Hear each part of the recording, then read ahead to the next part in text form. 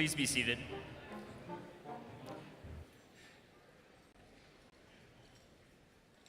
Good afternoon, everyone. My name is Austin Rogers, and over the past 4 years, I have had the distinct honor of serving as the president of my class.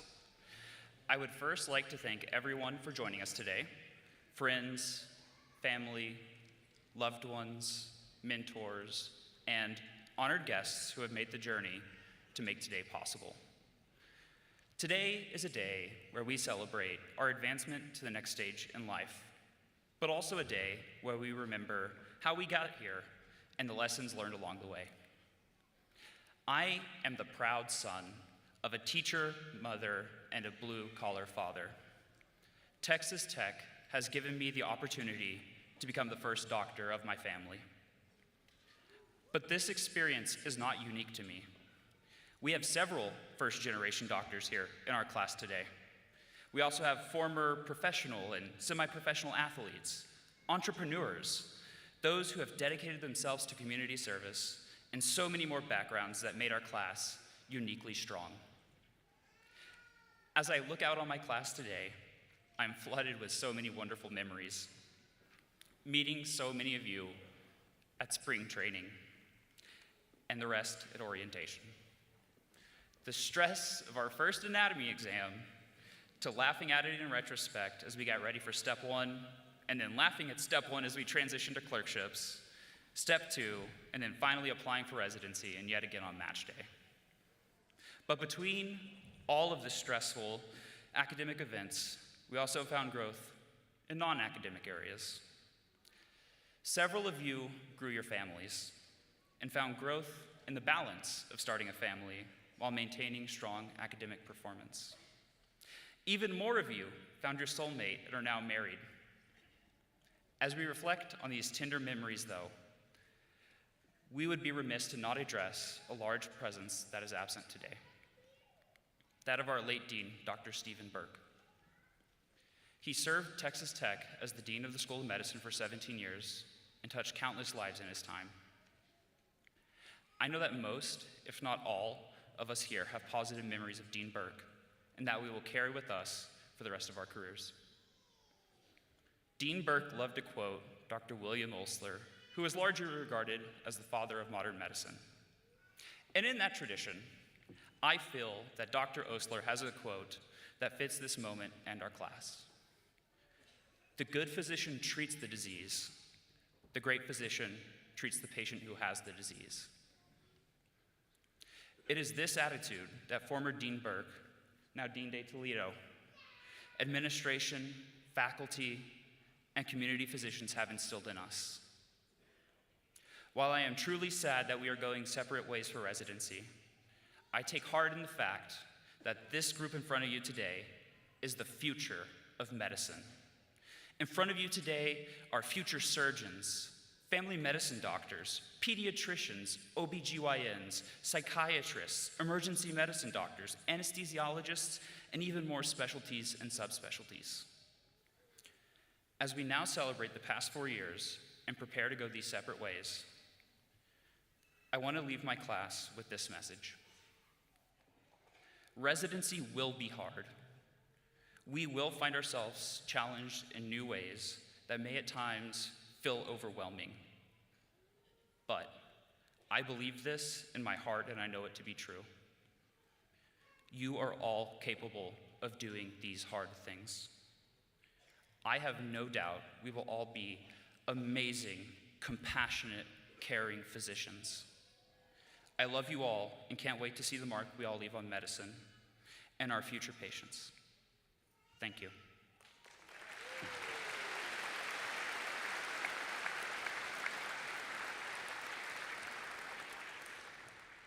I now have the honor of introducing the participants in today's ceremony. Please hold your applause until all have been introduced.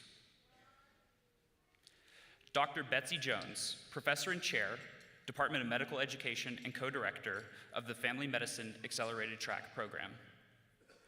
Dr. Gurvinder Kaur, Associate Professor, Department of Medical Education and Reader for the Lubbock campus. Dr. Drew Payne, Associate Professor, Department of Internal Medicine, Lubbock campus and Reader for the Lubbock campus. Dr. Martin Ortega, Associate Professor and Regional Chair, Department of Family and Community Medicine, Odessa Campus, Assistant Dean of Medical Education, Odessa Campus, and Hooder for the Odessa Campus. Ms. Jasmine Noor, Senior Director for Undergraduate Medical Education, Odessa Campus, and Reader for the Odessa Campus. Dr. Amy Stark, Associate Professor and Chair, Department of Psychiatry, Amarillo Campus, and Hooder for the Amarillo Campus. Ms. Kristen Stutz, Assistant Regional Academic Dean, Amarillo Campus, and Reader for the Amarillo Campus. Dr. Michael Mendez, Assistant Clinical Professor, Department of Family and Community Medicine, Lubbock Campus, and Hooder for the Covenant Branch Campus. Ms. Rachel Forbes, Associate Vice Dean, Covenant Branch Campus, and Reader for the Covenant Campus. Dr. David Trotter, Associate Professor, Department of Family Medicine and Community Medicine, Lubbock Campus, and Assistant Dean for Student Affairs. Dr. Elizabeth Conzer, Associate Professor, Department of Pediatrics, Lubbock Campus, Assistant Dean for Student Wellness and Advancement, and Hooder for the Lubbock Campus. Dr. Abtessim Islam, Associate Professor, Department of Internal Medicine, Lubbock Campus, and Associate Dean for Clinical Education. Dr. Michaela Jansen, Professor, Department of Internal Medicine, Lubbock Campus, and Associate Dean for Clinical Education. And Associate Dean for Medical Education and Accreditation.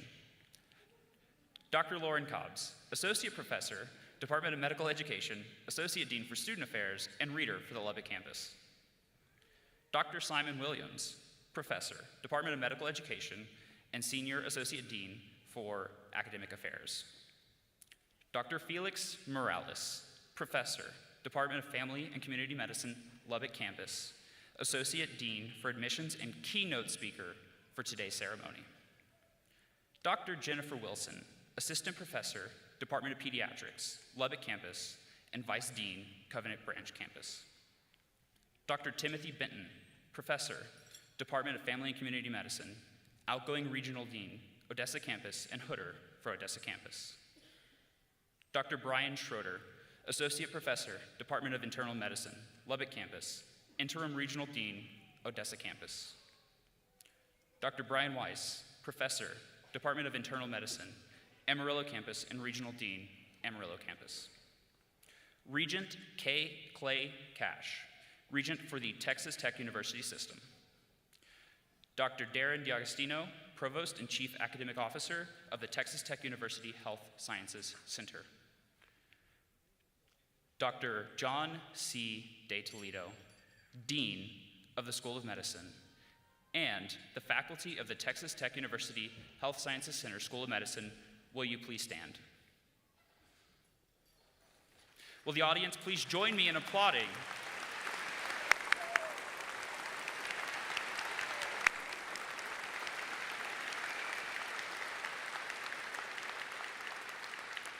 You may be seated.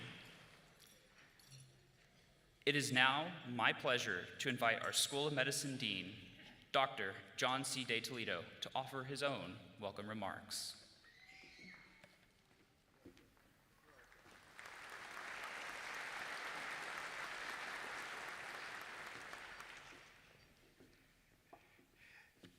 Good afternoon. Dear graduates, families, and friends, thank you. Thank you all.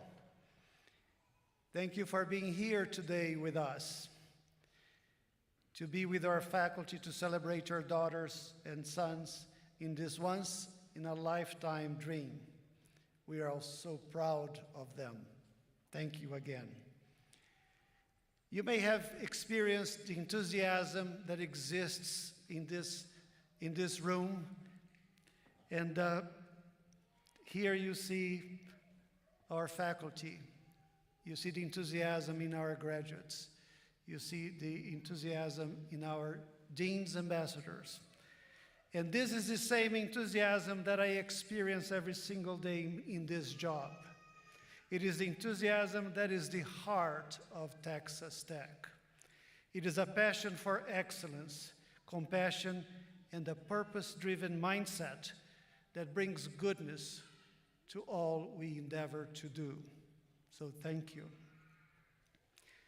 Graduates, take a moment and look around you. Thank your family, thank your friends, thank your parents and your grandparents for your incredible genes and lifelong support. Yes, they are very much part of our successes, aren't they? Today, there are 50 classes of graduates from our School of Medicine that preceded you here at Texas Tech University Health Sciences University that proudly are looking after you. So you are our 51st. We are proud of you. This class was different from any other class we have had. Do you know that since you joined Texas Tech, the book stacks are gone? We retired. Who could have imagined that coffee machines, collision spaces, and virtual learning environments would replace more than 90% of textbooks and journals, our medical library? Future generations will not know that they were ever there.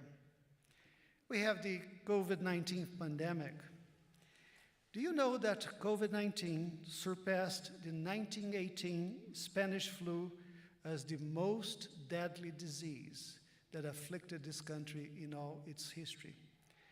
It's estimated that 675,000 people perished in 1918.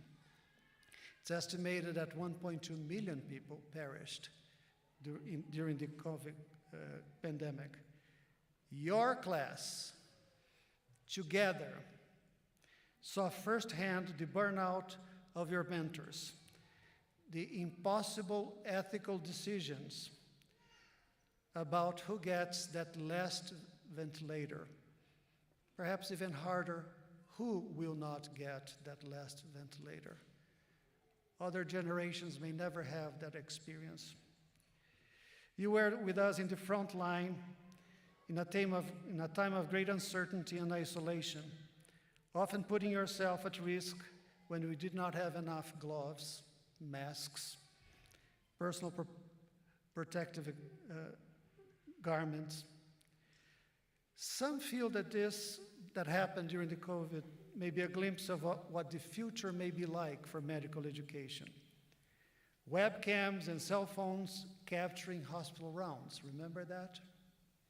3D images replacing cadavers, and Zoom classes had students raising virtual hands to ask questions and debate diagnosis. Hopefully, no other class will have to go through what you have been through. And we could not have asked for better partners to walk that walk with us. We are thank you for that. During our time at Texas Tech, artificial intelligence has shown us easier ways to create content and write notes. About 8 months ago, we took many of you in a time travel experience. With the breach of the university computer system, we again had to practice medicine like we did many, many years ago in the 50s and 60s. We had no electronic medical records, no remote prescribing. Test results were not at our fingertips. Together, we had to treat patients without having access to any previous records or test results. Had to handwrite our clinical notes, having to call the lab or going down ourselves to check radiology and lab results. So we gave you a taste of what a classic medical education was like 50 years ago. I want to ask a moment, if I may, from my colleagues, and ask our graduates from the Amarillo campus to stand, please. Please stand. And I would like to honor you and your regional dean, Dr. Brian Wise. Our Amarillo campus, well, let me phrase it this different. For us in the other campus, the breach was relatively short, a few weeks in Amarillo is still there. They have not had their electronic medical records back. 8 months, Dr. Weiss? And these students have done beautiful in their tests. They have done beautiful in their matching. Patient care is excellent. Documentation is superior. May I ask a round of applause to celebrate this group? Thank you.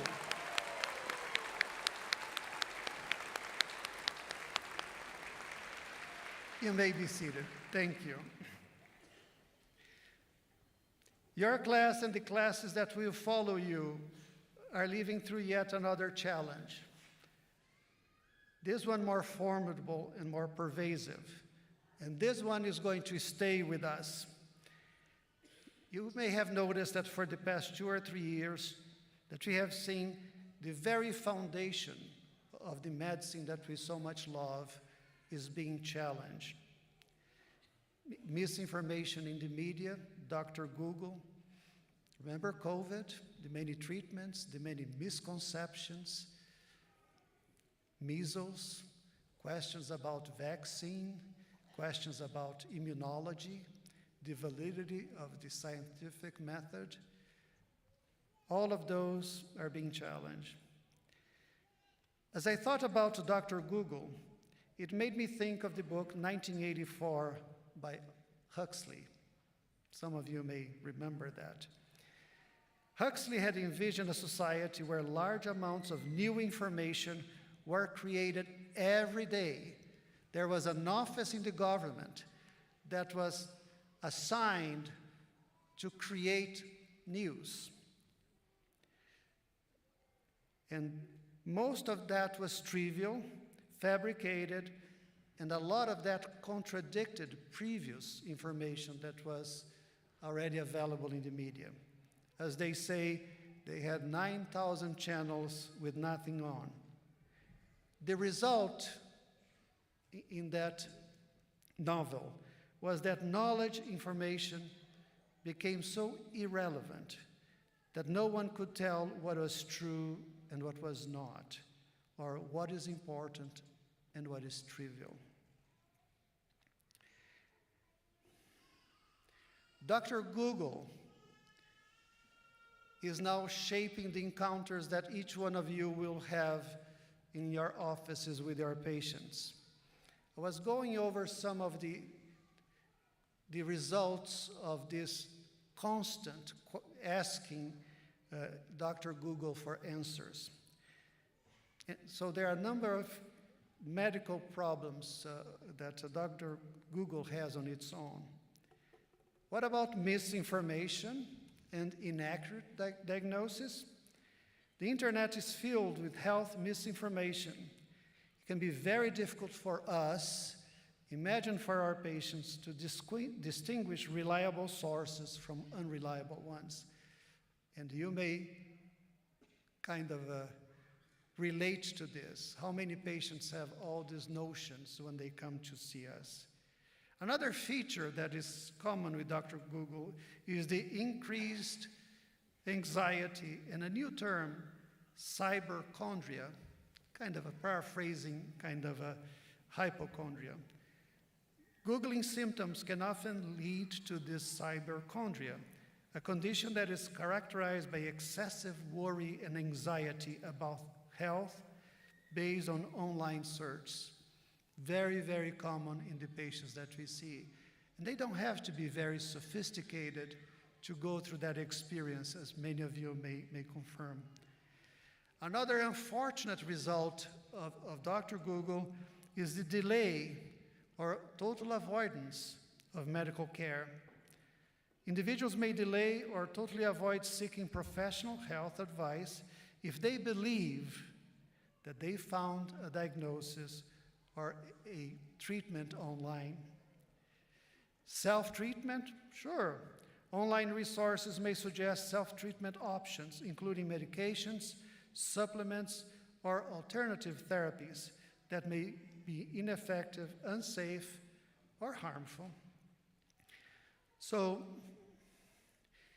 in this world that you are now going out to be part of. Your class and the classes that will follow you will need higher critical thinking skills than any previous class, because you will have to sort out what is and what is not reliable, what is and is not true. As a group, more than any other group, you will have to stay on top of the science. You have to be aware of what is there to help you to make a decision and to help you in guide your conversations with your patients. So you're committing yourself to a lifelong journey of continuous learning. You're going to have a great deal of patience, because your encounters with this new generation of patients, to many of them you have to explain what is accurate and what is false, what is safe, what is tried and proven, ineffective, unsafe, harmful. So we trust that you will do well, but this is part of the reality that many of us see coming to the practice of medicine in years to come. In closing, I want you to know that throughout this journey, we at TTUHSC School of Medicine, we learn a lot with you. We learn a lot from you. You leave Tech a better place than you found it. You changed the university forever in a better way. I am so proud to call you my colleagues. Thank you.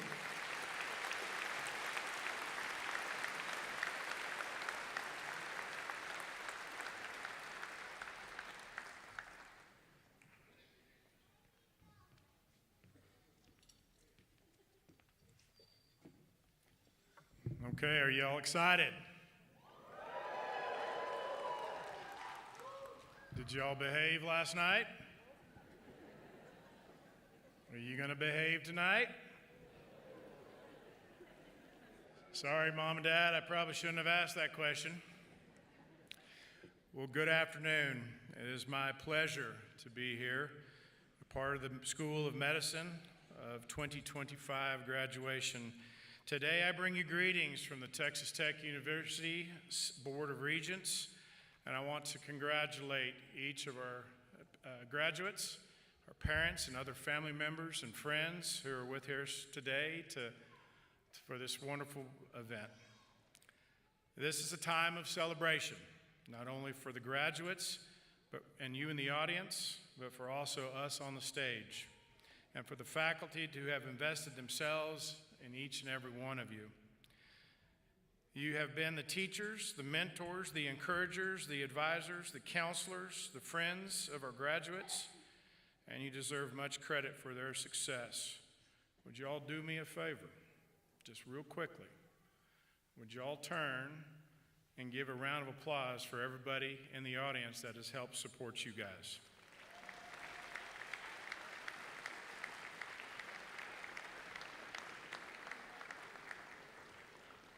On behalf of the entire Board of Regents, I pay tribute to those that will receive your diplomas today. The fact that you are here is a sign of your outstanding commitment and dedication.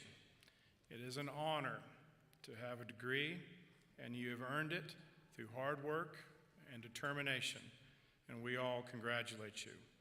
At Texas Tech, we are rich in tradition, and our spirit can be seen all over the globe, from the mask rider to our guns up and our beloved double T that we wear so proudly. And now, as graduates, you will carry the biggest tradition of all, joining the countless alumni who have gone on to become the best in their fields and have made a difference in the world. At Texas Tech University Health Science Center is proud to be graduating the next generation of healthcare professionals who will serve the people of our region, state, and our nation. Each of you have received an exceptional education to improve health care and to provide quality patient care and outreach. I share the feeling of pride and accomplishment. I know it's a bittersweet moment for you as you're eager to enter the next phase of your life, but also grateful for the relationships you've built and the time that you've spent at this university. Now, my fellow Red Raiders, as you leave and plan to continue your life's journey, I encourage you to make your alma mater proud, make your families proud, and most importantly, make yourselves proud. Congratulations again, great happiness, much success in the years ahead. We'll be watching your accomplishments. Come back and see us often. Remember, this is your home. May God bless each and every one of you, and, as always, wreck 'em.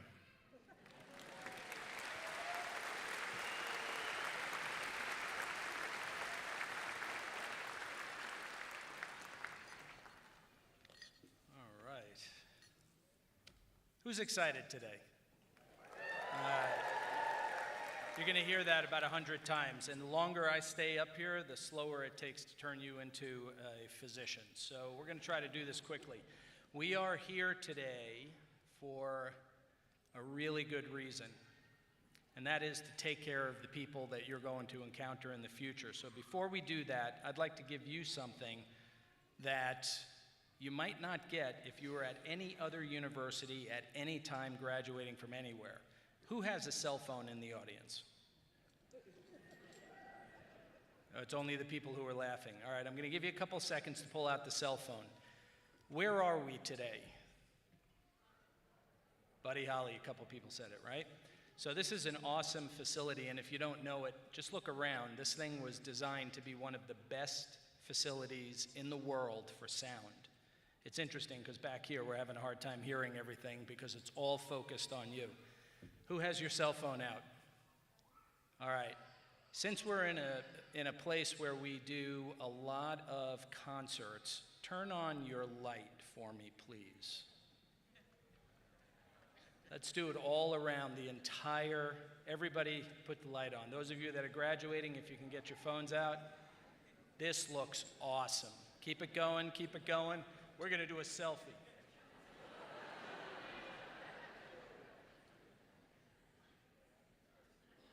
And let's get everybody up top. All right, you guys are awesome. That'll be posted on social media. You can share it, take it wherever you go, show them how cool we are, because this is the best medical school in the country.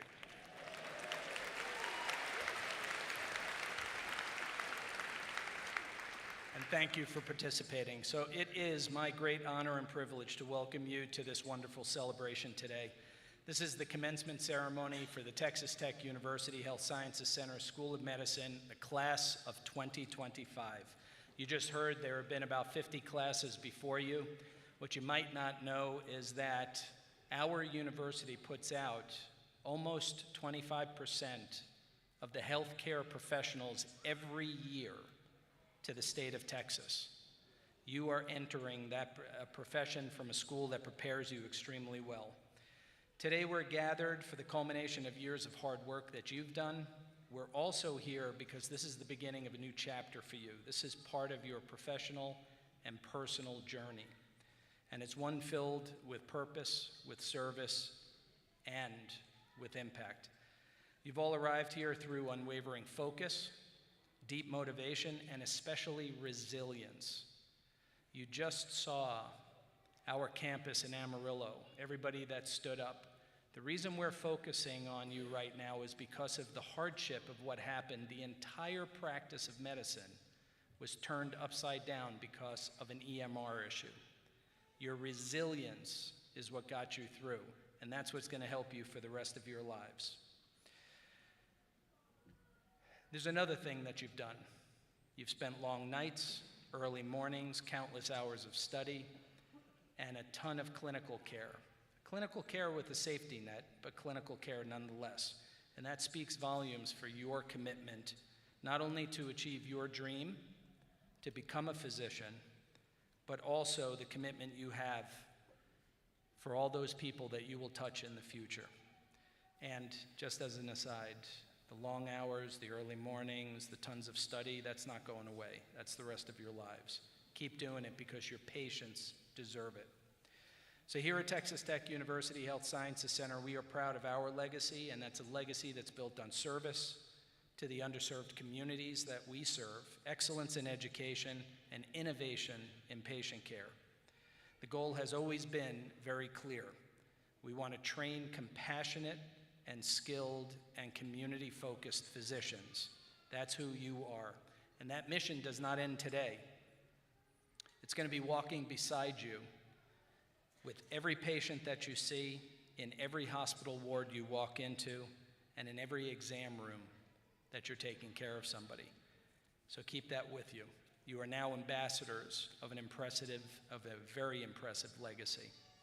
None of this would have been possible without the incredible faculty, staff, administration, and mentors who stood beside you. They challenged you, they believed in you, they shared joy with you, they shared sorrow with you. Today, they are overflowing with pride. These educators and administrators, these clinicians and researchers poured their knowledge into you based on their knowledge of what's needed out there, and that will always be with you. So make them proud. Make them proud and honor them, not with huge grand gestures and headlines in the media, but with the quiet victories of healing every patient one at a time. So, in closing, the world needs you, now more than ever. And if there's any doubt in your mind, you are ready. That's what's so cool about today. You are ready to start taking care of people. You're not just graduates from an exceptional medical school and an amazing university. You are now part of a lifelong community of healers, leaders, and advocates. So carry that Red Raider spirit with you everywhere you go. Let your compassion be your compass. Let your mission be your map. And let the lessons that you've learned here guide your hands and your hearts throughout your personal and professional lives. Congratulations, class of 2025. I'm looking forward to conferring your degrees in a few minutes. Thank you.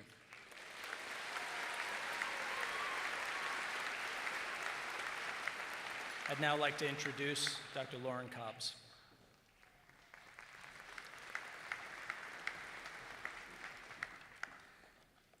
Well, good afternoon, everyone. It is always an exciting and truly rewarding experience to be part of this day. I have to say, I do not have a very cool move the way Dr. D'Agostino did to open up my conversation with you, but I am going to tell you that was absolutely beautiful to see everyone, so just welcome today. With that being said, it is my pleasure to introduce our keynote speaker for this afternoon's ceremony, Dr. Felix Morales. You should know that the members of the class of 2025 actually voted to have Dr. Morales deliver this keynote address, and as I tell you a little bit about him, I think you'll understand why. So Dr. Morales is a tenured professor in our Department of Family and Community Medicine, having received his medical degree from our own School of Medicine in 2003. He subsequently completed his family medicine residency at TTUHSC in 2007 and has been a member of our School of Medicine faculty since 2012. Dr. Morales, as an active and highly invested clinician educator, has also been serving as our Associate Dean for the School of Admissions, Associate Dean of Admissions for our School of Medicine since 2017. He is honestly and incredibly dedicated to training future physicians so they can provide for underserved populations and to creating collaborative pathways for medical programs that address healthcare disparities for vulnerable populations. In fact, Dr. Morales' ongoing and active outreach efforts have led to establishing not only our Open Door Clinic here in Lubbock, which provides care and services for our homeless patients, but also to the creation of a distinction in the care for the underserved, a program whose graduates we will honor a little later in our program. So it honestly should be no surprise at all to know that Dr. Morales has been inducted as a member of our school's chapter of the National Medical Honor Society, Alpha Omega Alpha. He's also received President's Teaching Award in 2024, as well as the John Auer Bessler MD Outstanding Clinical Faculty Teaching Award in both 2020 and 2024. So I'm going to close my introduction of Dr. Morales with this observation, one that I know to be absolutely true, with having the pleasure to be both a colleague and friend of Dr. Morales for many years now, and is this. His dedication to the practice of medicine and supporting medical learners is only matched with his deep love and dedication to his family, faith, and community. So please do join me in welcoming Dr. Felix Morales to offer his own words for this class of 2024.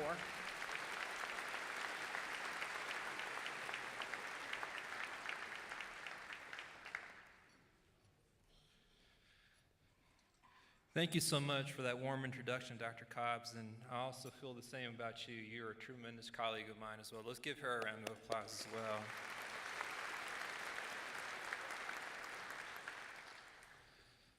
It is a privilege to be here today to recognize the accomplishments of the graduating class of 2025. As I stand here today and address this very large audience, I must admit that I've always been an introvert adapting to the extroverted world of medicine. And right now, at this moment, class of 2025, I feel like a third-year medical student about to give their first verbal presentation to a surgical attending at 5:30 in the morning. Nevertheless, it is my privilege to be here today to acknowledge and extend my congratulations to this class for their remarkable accomplishment. I would also like to extend my heartfelt congratulations and gratitude to all the family members and friends present here today. Many of you in the audience served as their inspiration when they applied to medical school, and for that, I sincerely thank you for being a constant source of encouragement throughout this journey. In a few moments, you will have the opportunity to celebrate and cheer your graduate as they cross the stage, entering one of the oldest and most esteemed professions. Class of 2025, for the remainder of your life, when you receive a birthday card in the mail, you might just see an MD attached to your last name, and if your family resembles my mother, you might see that name booked in with both a doctor and an MD. As I reflect on the past 4 years, I feel immense pride. You have achieved a great deal and overcome challenges with determination and resilience. Listing all of your collective and individual achievements would likely take me several hours. However, I'm going to spotlight some of my favorite achievements for the class of 2025. Let's start at the beginning of your journey. For the audience, applying to medical school is not easy, and being accepted to medical school is even harder. I often wonder if I could personally be accepted during this time. Annually, our medical school receives an average of 5,000 applications. We approximately average 850 interviews to select 182 students each year. Essentially, that equates to about a 3% acceptance rate. What made the class of 2025 unique is that it applied during a time of great uncertainty. The majority of the graduates applied during the height of the pandemic, which truly demonstrated their courage. The year that this class applied, we received the largest number of applications, a record of over 6,000. So accomplishing the goal of being accepted to medical school was truly a remarkable achievement. Another notable achievement, in addition to your acceptance during such challenging times, is the way you have navigated the difficulties faced by many medical students across the country. The COVID-19 pandemic compelled medical schools to rapidly adapt to a changing educational environment by providing classes in a virtual format. Also, you have faced the additional challenge of being only the second class required to pass USMLE, the first licensing exam, on a pass-fail basis. You, class of 2025, have navigated these challenges head-on and demonstrated a level of resilience that you should be proud to carry on into your future careers. Another remarkable achievement that you should take great pride in is the 100% match rate that our medical school celebrated this past March. Yes.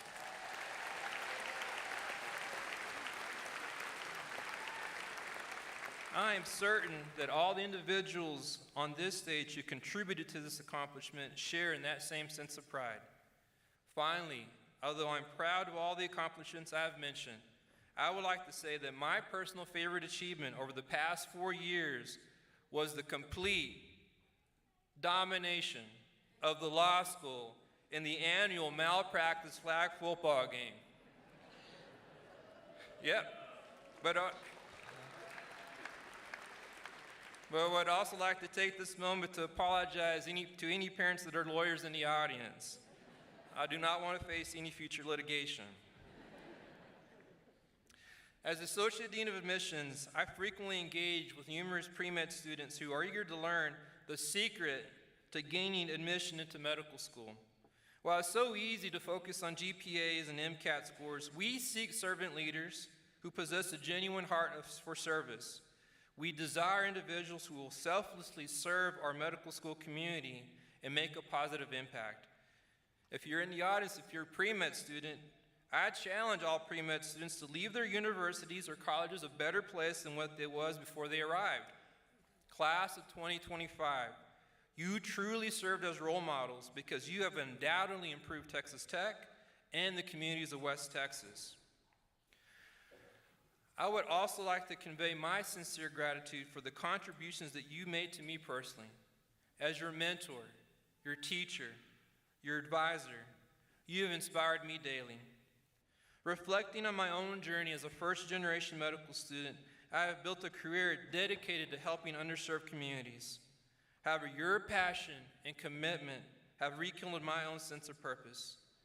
I appreciate your representation of our medical school and the significant contributions you have made to the communities, whether assisting special needs adults at High Point Village, mentoring underprivileged children at Harmony Science Academy, counseling underserved patients at the Barbershop Hypertension Clinic, or dedicating the numerous hours to the Lubbock Impact Free Clinic, which serves the working poor and homeless in this region.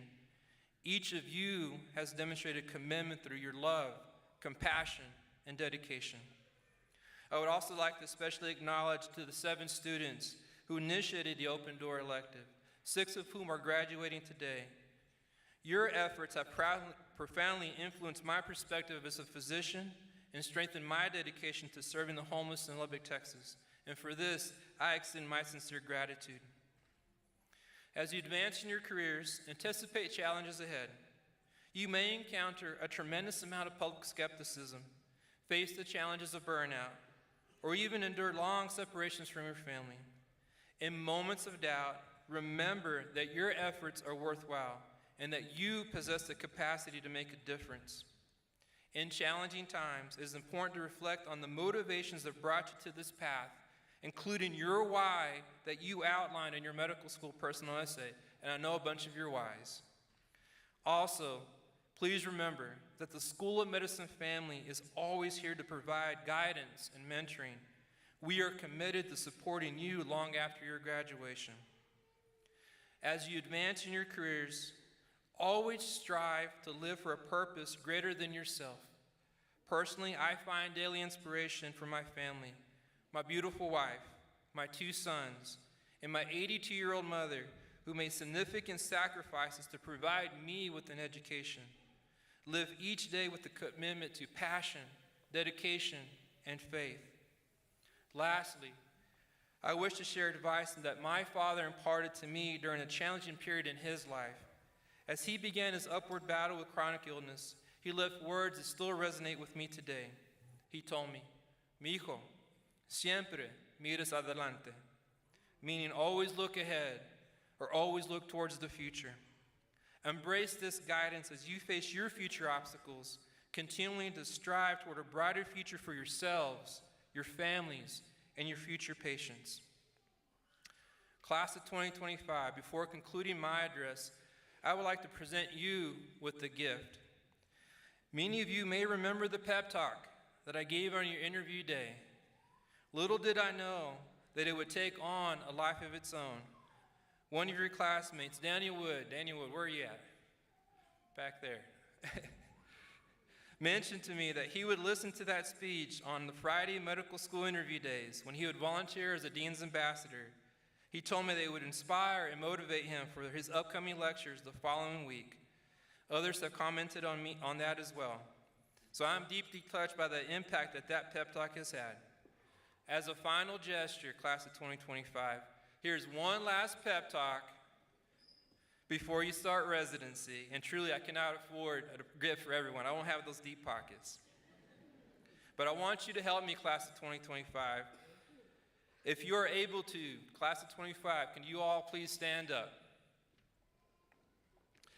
Typically, when I deliver this pep talk, I do so in front of a computer screen where I'm seeing the numerous faces. So I would like to ensure that I'm seeing all the faces as I give this last pep talk.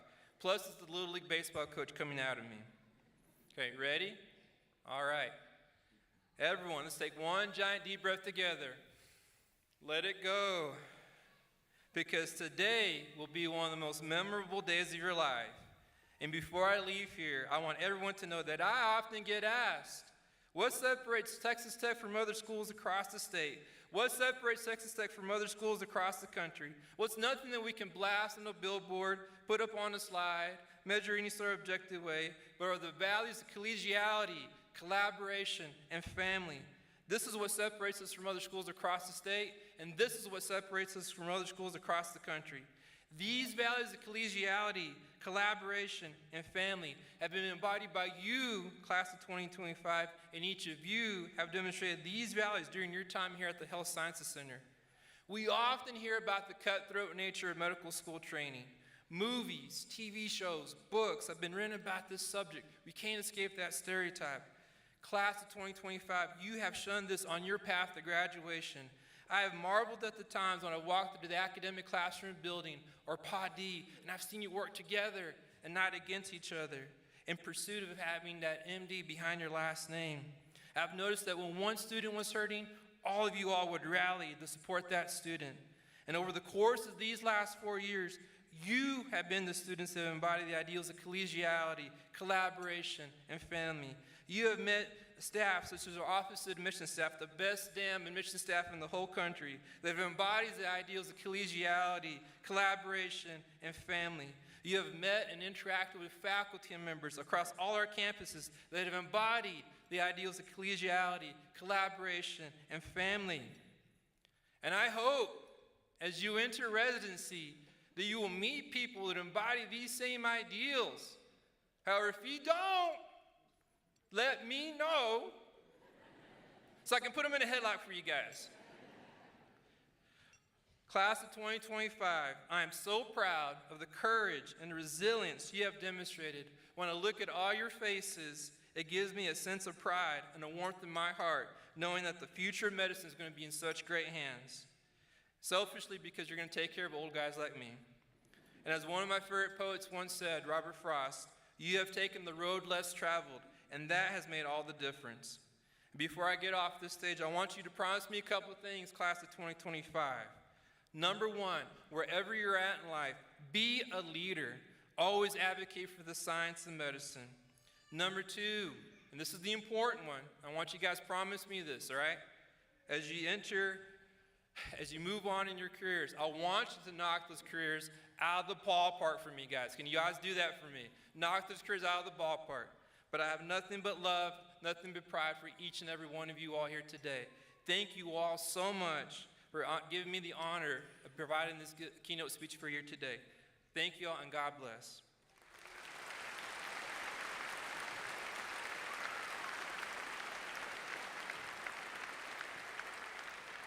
It is now my pleasure to introduce Dr. Islam to recognize the various dual degree programs.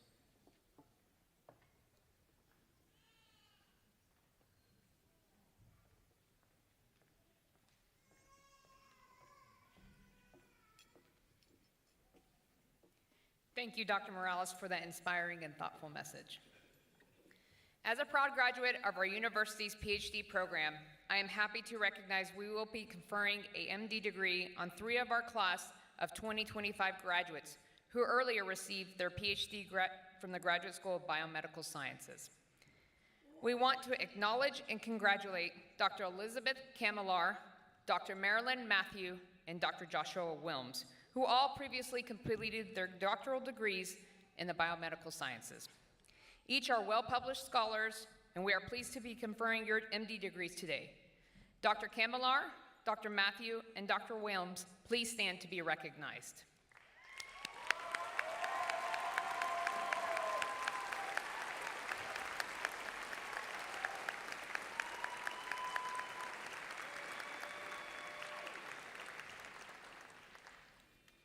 In 1998, Texas Tech became one of only 2 medical schools in the country to offer a combined MD-MBA curriculum designed to be completed in 4 years. Since our first graduating class of MD-MBA students in 2001, 224 students have completed this rigorous course of study. Today, we add 12 more to that number, and we would like to recognize those individuals at this time. Please stand and remain standing as I call your name. I'll ask the audience to please hold your applause until all have been recognized. Matthew Bender. Anthony Brucolieri. Jean Dye. Blake Harp. Jacob James. Vishal Condor. Riley Rich. Ryan Rusi. Martin Sandoval. Nicole Vainberg. Diana Yanez. Blaze Yeater. Congratulations.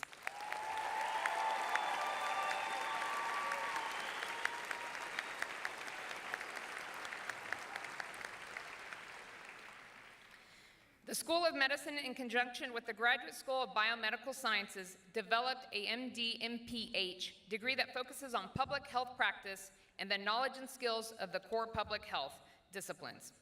As a Master of Public Health degree is especially important for physicians working internationally, serving marginalized and rural populations, and those considering a career as public health authority. With the class of 2025, we are proud to add 11 graduates from this dual degree program. Please stand and remain standing as I call your name. Yesenia Barrios. Karina Goodart. Suleiman Karim. Nedha Kenari. Shreya Malena. Ardalan Nagyan. Robin Okpara. Jessica Ramirez. Isha Shura. Kelsey Sprinkles. Liam Ung. Congratulations.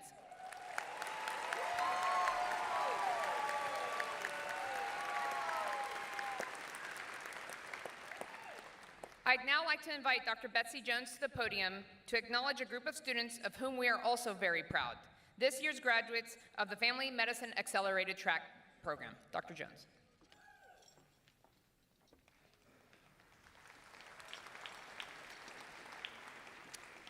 Good afternoon and welcome from the Departments of Medical Education and Family Medicine.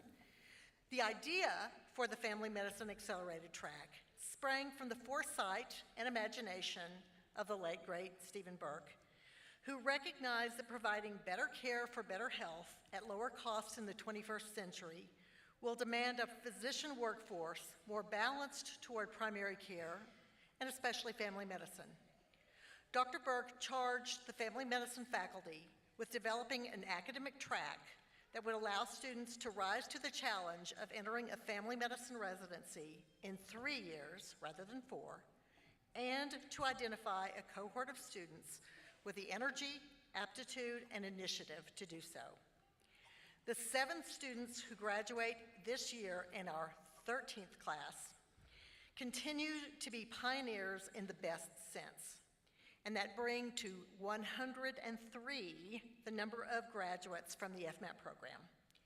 This class started the FMAT 1 course in the summer of 2023, and they have been in school virtually year-round ever since. Since then, their enthusiasm for collaboration and hard work has helped to establish the Texas Tech School of Medicine's national reputation for innovation and foresight in educating physicians. In fact, our mature and established FMAT program has made Texas Tech a leader in the consortium of accelerated medical pathway programs, which now includes about 40 schools in the U.S. with 3-year programs. I'm honored to introduce you to the members of the 13th FMAT class, who are all wearing silver cords today. Please stand and remain standing while I introduce the FMAT class of 2025. Kayla Beatty, Clarissa Clifford, Anna Claire Hubner, Delaney Jensky, David Paul McDaniel, Shivam Patel, and Grant Tickell. Please join me in congratulating the FMAT class of 2025.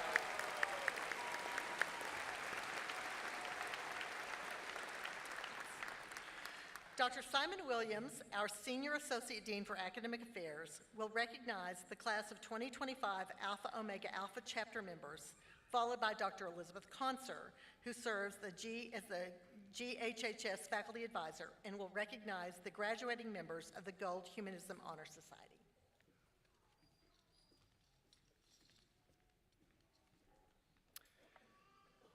The Alpha Omega Alpha Honor Medical Society, commonly called Alpha Omega Alpha or Alpha Omega Alpha, I guess, or AOA, is a national honor society for medical students, residents, scientists, and physicians in the United States and Canada. The goal of AOA is to recognize and perpetuate excellence in the medical profession. Election to AOA is limited to those candidates whose scholastic qualifications place them in the upper 25% of their class. In addition to academic excellence, candidates are selected on the basis of their outstanding community service and leadership. We are pleased to acknowledge those in the class who have been elected to AOA membership and whose names you will find listed in the commencement program. AOA members of the class of 2025, please stand to be recognized. Congratulations to all of you.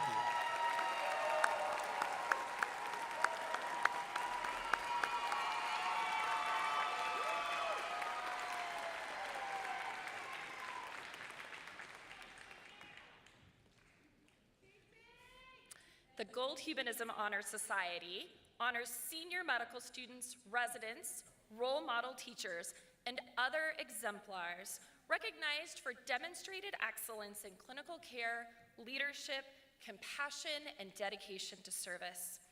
Organized to elevate the values of humanism and professionalism within the field of medicine and its constituent institutions, the Gold Humanism Honor Society is now an established and well-integrated component of the medical education environment. In 2007, Texas Tech University Health Sciences Center School of Medicine's chapter of GHHS was established through the leadership and dedication of a group of students. And I'm particularly proud to honor and recognize these students, particularly in light of Dr. Morales' great pep talk, which really leaned heavily into values, and I'm so proud of the values that you all hold and excited to recognize our class of 2025 GHHS.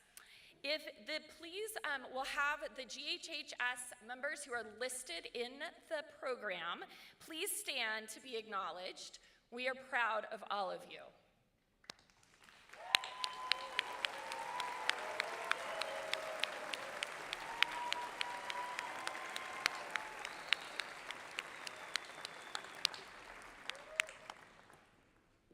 Dr. Morales will now recognize graduates who've earned a distinction in the care of the underserved and those who served as Dean's ambassadors during their time with the School of Medicine.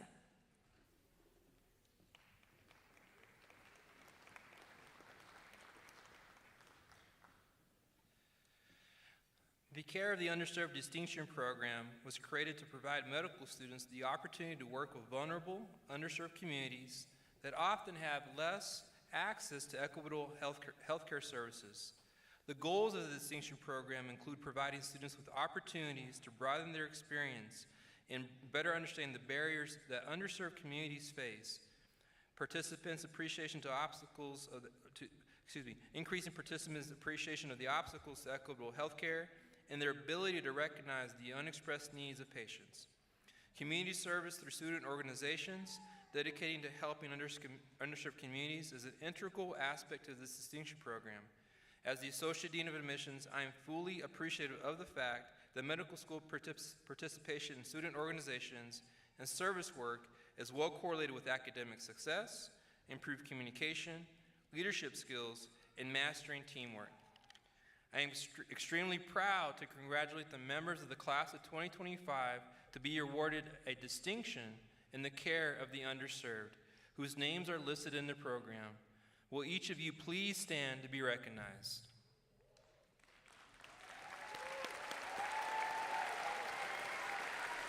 A well-deserved honor.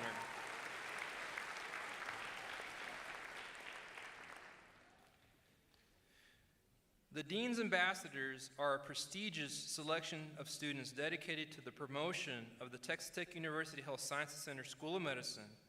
Representing the medical school at a variety of events, these students serve as ambassadors for the Office of Admissions, the Office of Student Affairs, and the Dean for the School of Medicine, primarily assisting with admissions programs and event sponsors by Student Affairs and Deans. The Dean's Ambassadors provide insight and perspective on the School of Medicine and TTUHSC to new or potential students. As student representatives of the Offices of Admissions, Student Affairs, and the Dean of the School of Medicine, these students very much exemplify the principles and high standards and ethical conduct of our School of Medicine community. I am pleased to acknowledge the Class of 2025 members of the Dean's Ambassadors Program, who you see listed in the Commencement program. All, please stand to be recognized.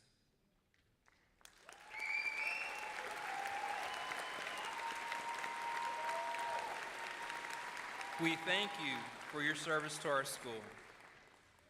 Dr. Jansen will now acknowledge the Class of 2025 recipients of the Distinction in Medical Research, as well as graduates of our Global Health Certificate Program.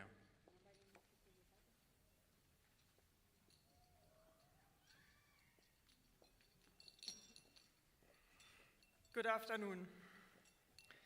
The Distinction in Medical Research Program, under the direction of Dr. Leslie Shen, our Associate Dean for Research, is designed to provide medical students a structured medical research experience, receiving instruction in research methods, development, management, and other critical research-related skills. DMR recipients plan, conduct, and present cutting-edge medical research projects as part of fulfilling the requirements for this rigorous program. The DMR program is intended to empower our graduates to remain engaged in research during medical residency and on into their medical practice.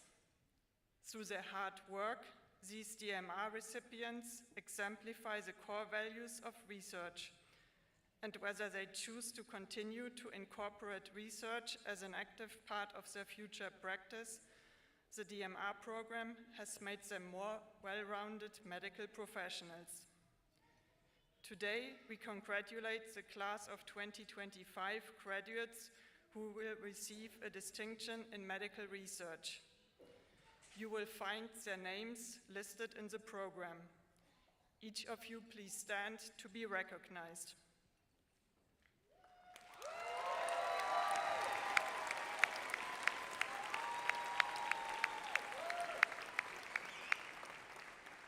Congratulations to all of you. We have several graduates today who earned a certificate in global health. In order to receive this certificate, a student must complete a global health elective, participate in a seminar series and other events sponsored by the Office of Global Health, and complete at least one international health elective, along with performing local service-based activities. It is not an overstatement to say students who complete this certificate program have demonstrated a true commitment to the altruistic characteristics of a physician who appreciates health challenges on a global scale. Members of the class of 2025 are listed in the program. All who have earned their certificate in global health, please stand to be recognized.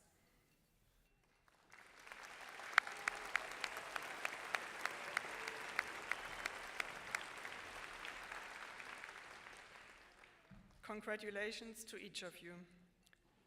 Dr. Korps will now acknowledge the graduates from the Distinction in Leadership and Professional Development and Medical Humanities and Ethics certificate programs, Match Day Awards recipients, and our military graduates.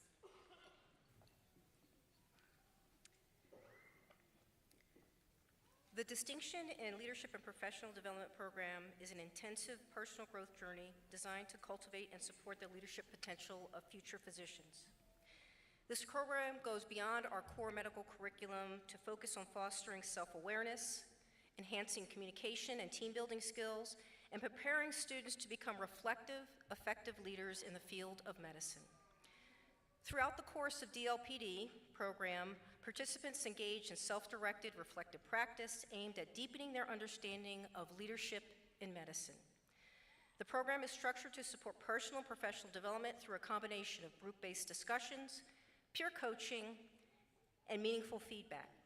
Students explore critical topics such as emotional intelligence, time management, dealing with ambiguity, giving and responding to feedback, crucial conversations, and managing conflict, all as essential tools for navigating the challenges and complexities of the medical profession. So it is my true and deep honor to recognize this inaugural class of graduates from the Distinction in Leadership and Professional Development Program, whose names you will see listed in the Commencement program.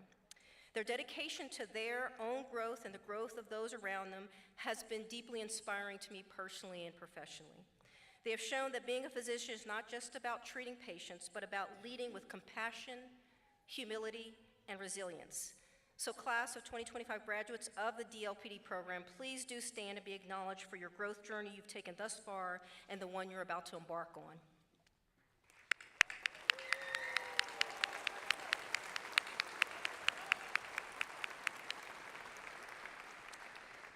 Truly, congratulations to each of you on this significant accomplishment. Sir William Osler once noted, "The practice of medicine is an art, not a trade, a calling, not a business, a calling to which your head will be exercised equally with your heart." By exploring medicine through the lens of medical humanities, ethics, spirituality, narrative, law, and the arts, graduates of the Medical Humanities and Ethics Certificate Program have gained insights into the nature of the human condition, human suffering, personhood, and the responsibility of individuals to one another in sickness and in health. Class of 2025 graduates have distinguished themselves as John P. McGovern, MD, Scholars in Medical Humanities and Ethics, having completed a very specially designed certificate program in medical ethics, medical humanities and ethics, and are listed in the Commencement program. Each of you, please stand to be recognized for earning this very special distinction.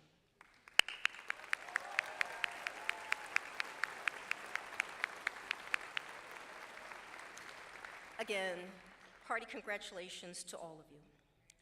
So each year, as part of the Match Day celebrations on each of our campuses, students are recognized by the various departments for their outstanding work. Students are presented with their awards at Match Day, but we would also like to again publicly recognize these students for their achievements. You will find a list of the award recipients for each campus in our program. I will now ask all class of 2025 members who've received a Match Day award to please stand so we can again congratulate you.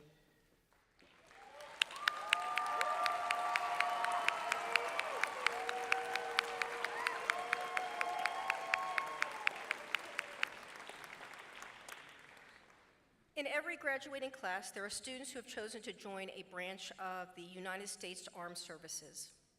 For the class of 2025, we have 2 graduates whose promotion to their new rank corresponds with their graduation from medical school. Ladies and gentlemen, it is with great pleasure I ask you to join me in congratulating from the Air Force, Captain Jesse Neely. Please stand.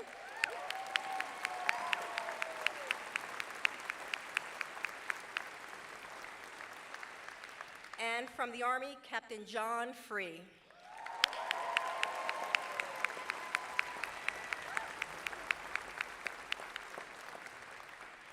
Captain Free, Captain Neely, we deeply appreciate your service to our country.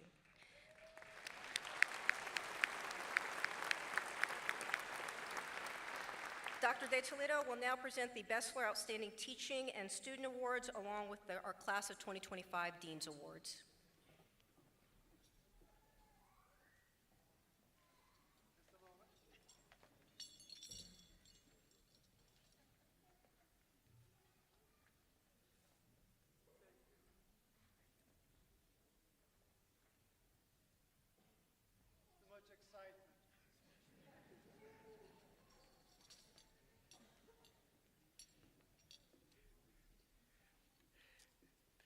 The John Butler Medical School Founding Dean Memorial Fund Endowment was established in 2005. The purpose of this endowment was to encourage and promote excellence in teaching, research, learning, and clinical care. And Dr. Butler himself established criteria by which we would be awarding this recognition during the School of Medicine convocation ceremony. Here, students from all classes and all years vote for a basic science and clinical faculty member who are the most excellent teachers. A separate award is given to a senior medical student who is selected as a student of excellence by our medical school faculty. This year, the John Butler MD Founding Dean Memorial Award of Basic Science Teaching Excellence goes to our one and only Dr. Govinder Kaur.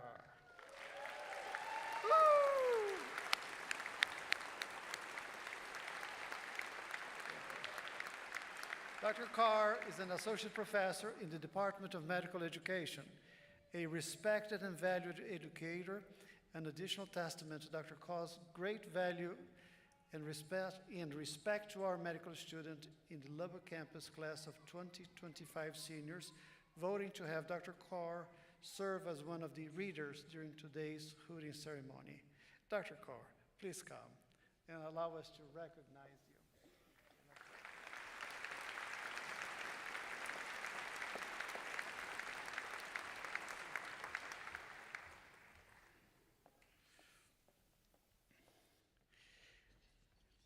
This year, I am pleased to announce our student who have voted 2 clinical faculty that will be receiving the John Butler Award.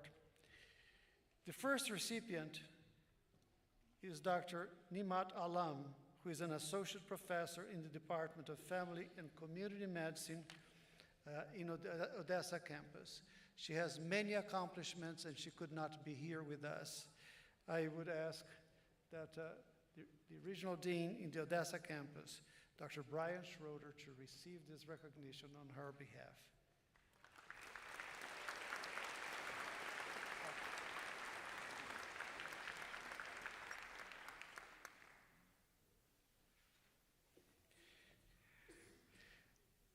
The next recipient is Dr. Conser.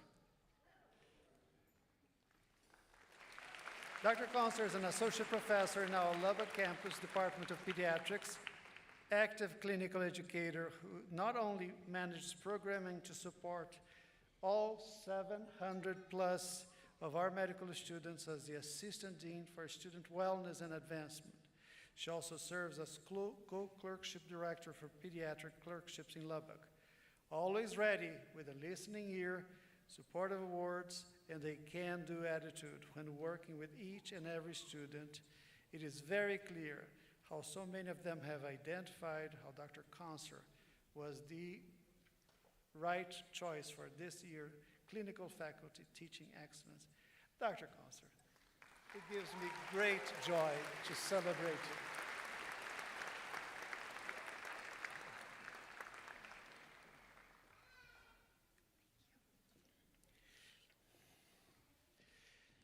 The John Butler Foundation,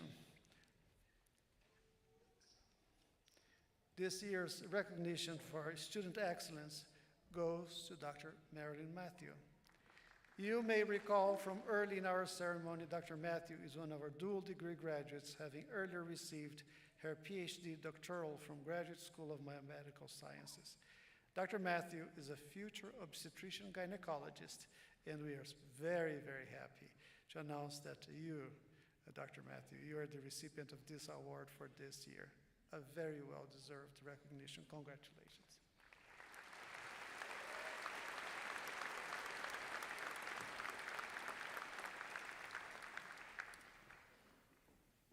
Kim, I see an envelope that came along with this certificate. There is a check. Yay! Do we want to know what is in this envelope? No, congratulations. This is awesome. Congratulations.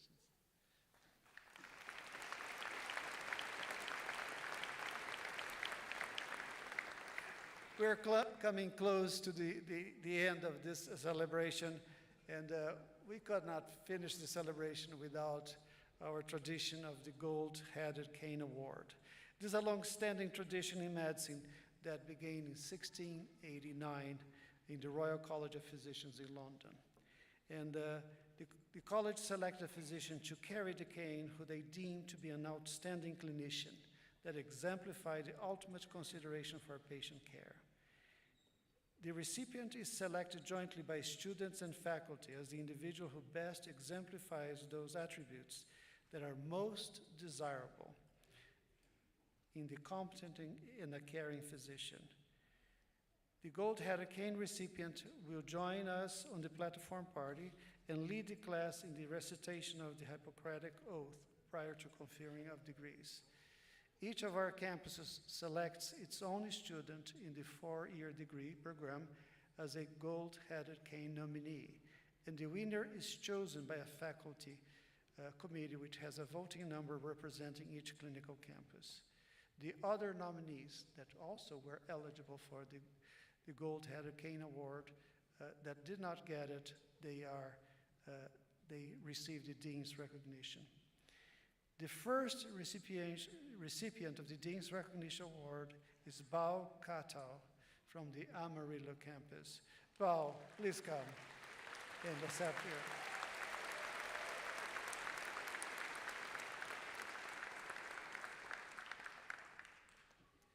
Kim, what is this? Another. I think the last ones are coming first on this process. Wow. Let's celebrate you, my friend. Congratulations.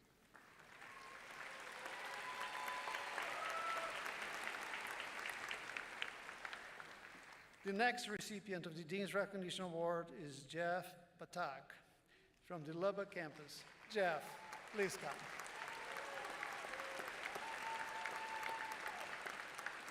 I'm done.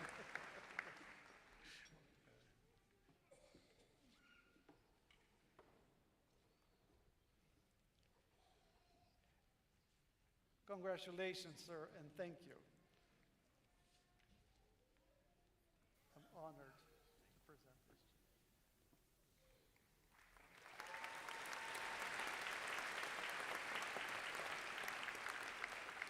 The next recipient of the Dean's Recognition Award is Nikhil Goshineni from the Odessa campus.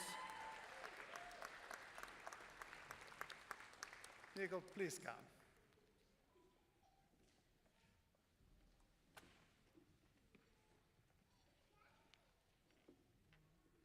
Kim, this is a thicker envelope. Is it?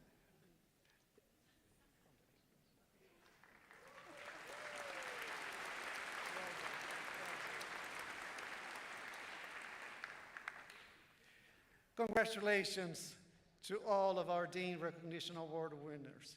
And now the recipient of this year's Gold-Headed Cane Award is Reagan Collins from the Covenant campus. Reagan, please come.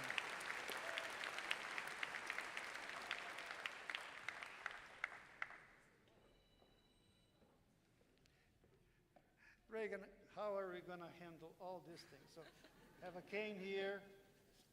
A check? I'll keep the check. Do you think that's going to work? I think it'll work.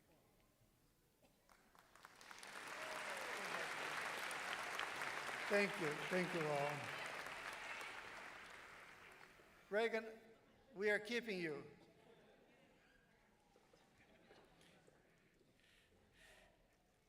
Before we proceed with the presentation of the doctoral hoods, let me provide a brief explanation about this ceremony that you will see. The hooding represents an important scholarly and personal achievement for our graduates.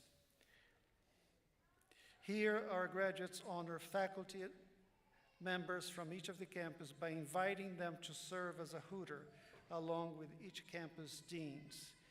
As each student's name is read, they will come forward to be hooded. From the Covenant branch, so we have Ms. Rachel Forbes, Drs. Wilson and Mendes,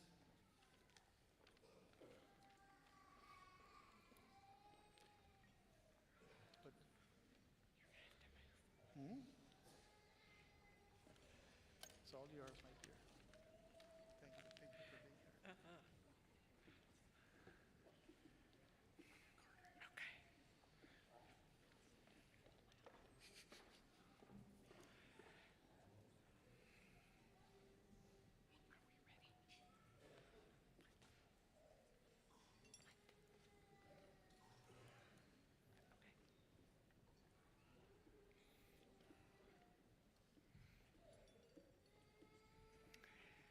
Habib Abla, hooded by Dr. Michael Mendez and Dr. Jennifer Wilson.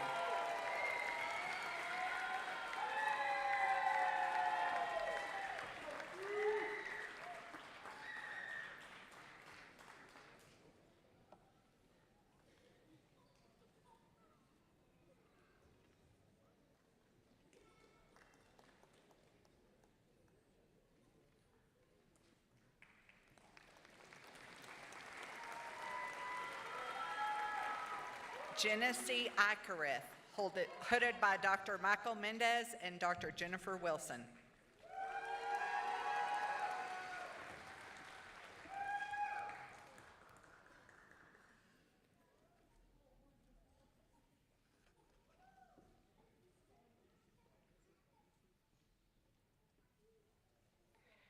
Matthew Bender, hooded by Dr. Michael Mendez and Dr. Jennifer Wilson.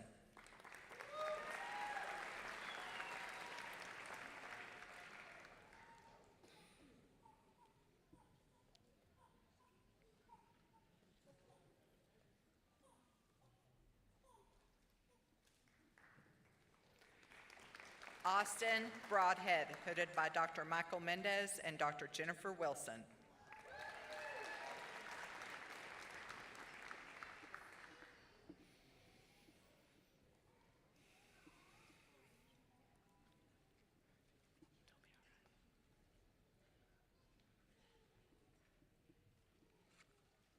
Reagan Collins, hooded by Dr. Michael Mendez and Dr. Jennifer Wilson.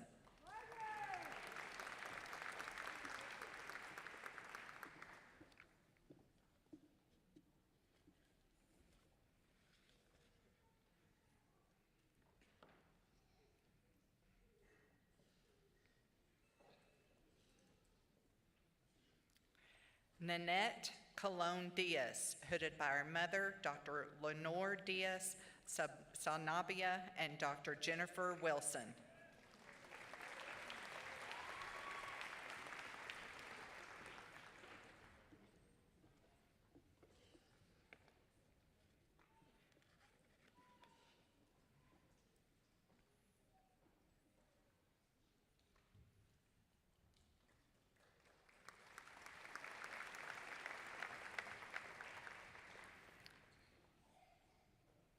Lauren Irish Conkin, hooded by her grandfather, Mike Irish, J.D., and Dr. Jennifer Wilson.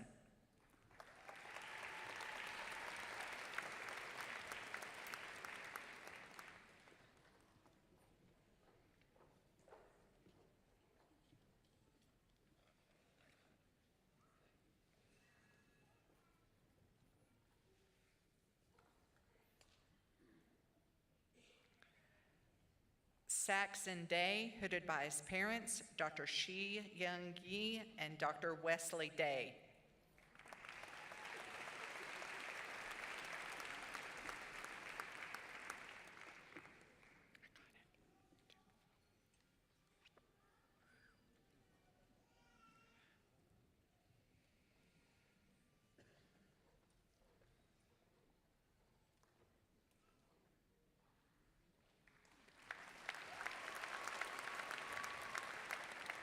Nathan Dubois, hooded by his wife, J.C. Dubois, J.D., and Dr. Jennifer Wilson.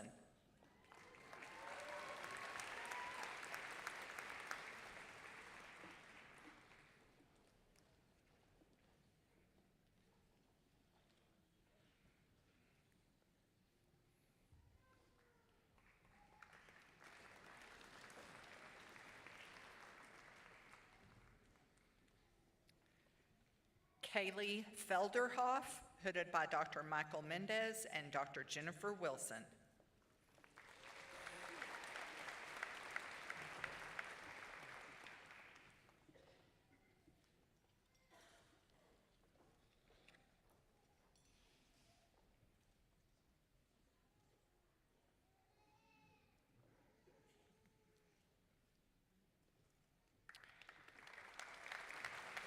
Parker Green, hooded by Dr. Michael Mendez and Dr. Jennifer Wilson.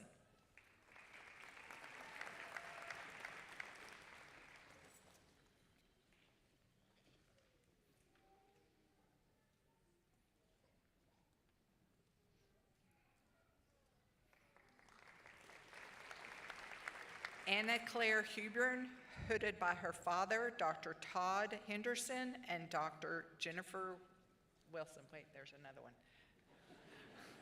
Sorry.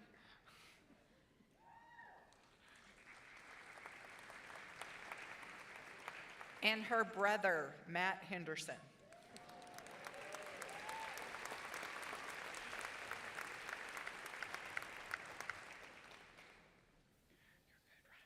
Micah Lankford, hooded by Dr. Michael Mendez and Dr. Jennifer Wilson.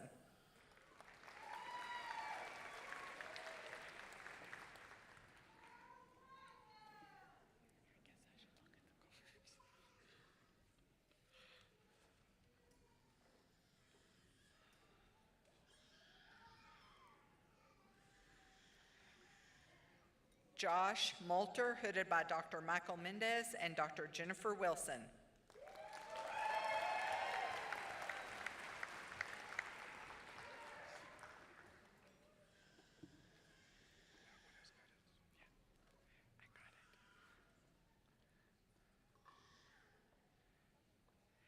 Ryan Morgan, hooded by his father, Dr. Robert Morgan, and Dr. Jennifer Wilson.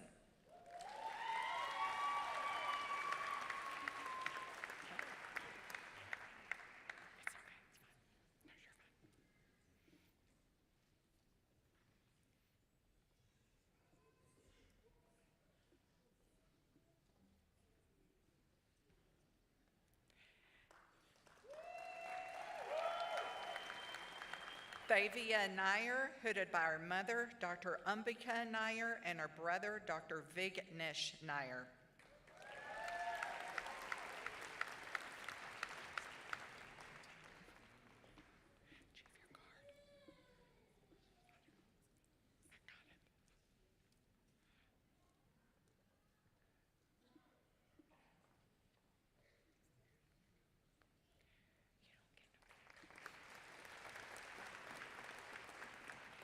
Allie Nix, hooded by her father, David Nix, J.D., and Dr. Jennifer Wilson.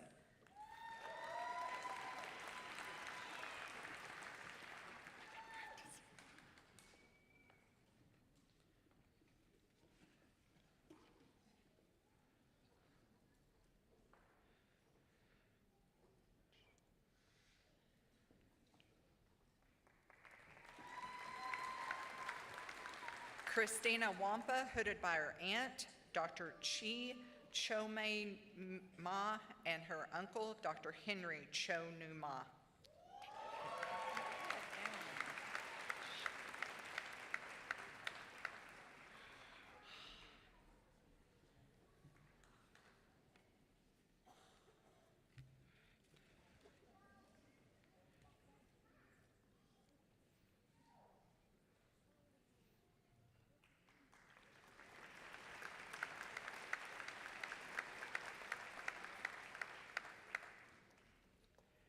Matthew Ramirez, hooded by his brother, Dr. Lorenzo Ramirez, and Dr. Jennifer Wilson.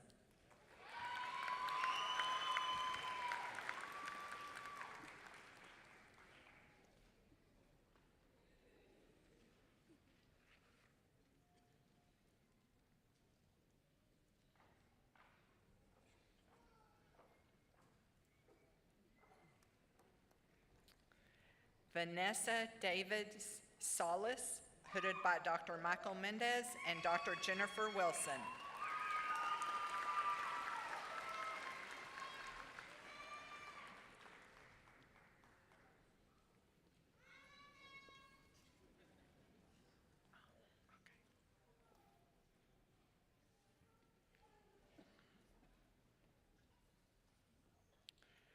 Martin Sandoval, hooded by his brother, Dr. Christian Sandoval, and Dr. Michael Mendez.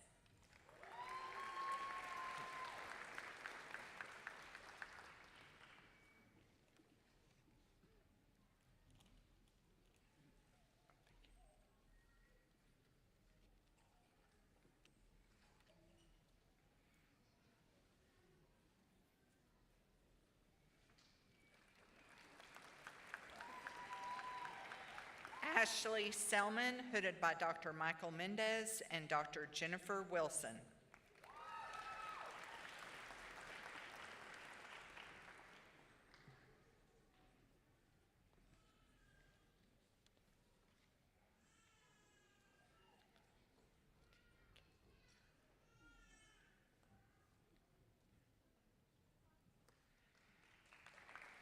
Grant Tikel, hooded by Dr. Michael Mendez and Dr. Jennifer Wilson.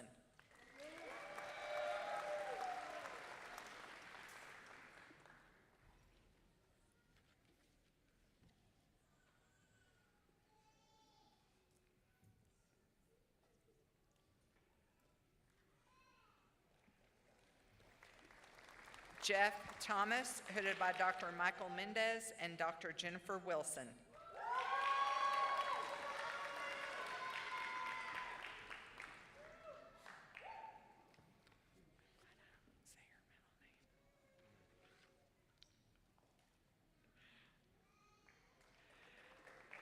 Lenny Verghese, hooded by her brother, Dr. Rennie Verghese and Dr. Jennifer Wilson.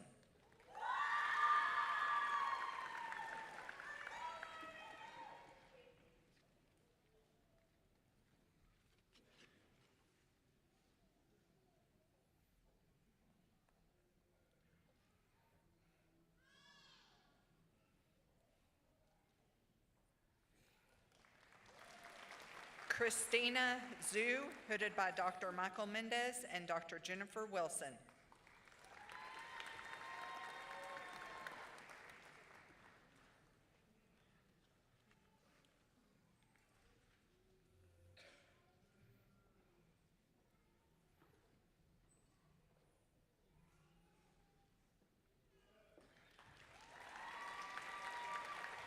Patrick Zimmerman, hooded by Dr. Michael Mendez and Dr. Jennifer Wilson.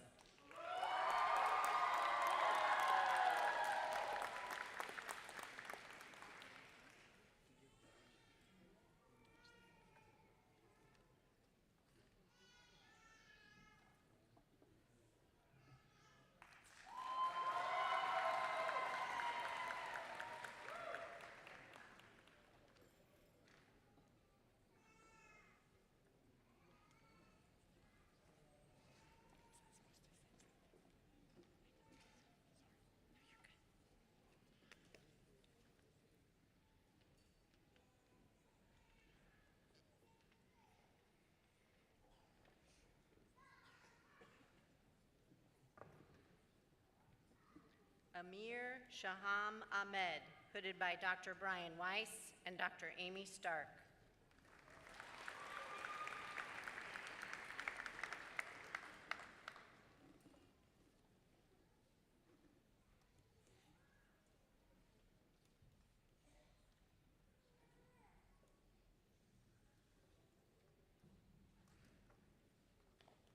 Hisham Asad Ali, hooded by Dr. Brian Weiss and Dr. Amy Stark.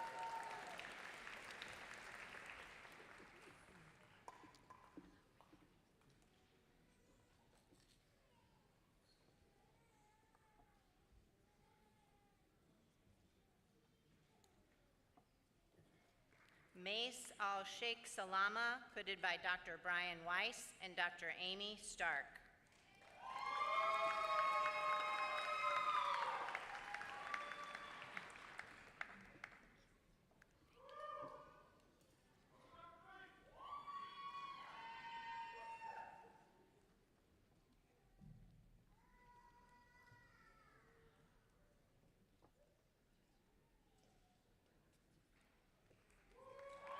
Kayla Turner Beatty, hooded by her husband, Dr. Sheldon Beatty, and Dr. Brian Weiss.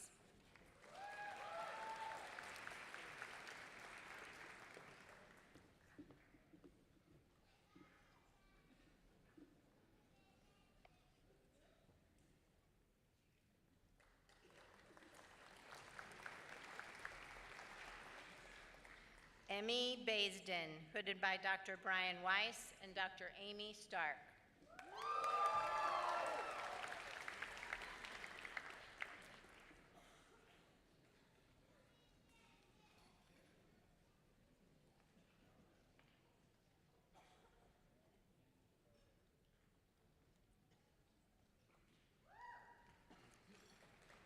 Devin Clark Bird, hooded by Dr. Brian Weiss and Dr. Amy Stark.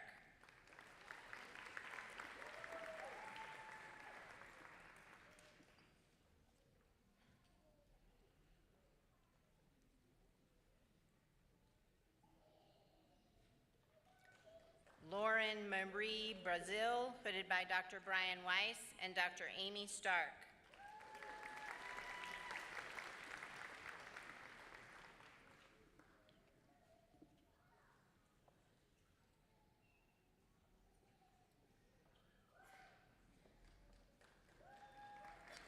Scott Robert Burns, hooded by Dr. Brian Weiss and Dr. Amy Stark.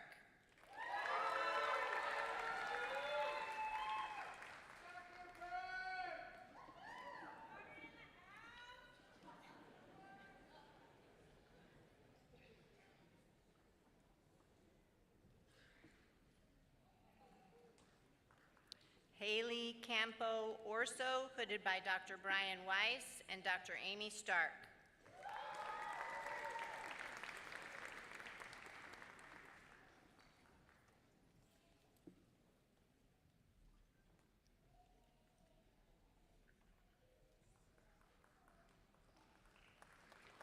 Bao Nicholas Cateau, hooded by Dr. Brian Weiss and Dr. Amy Stark.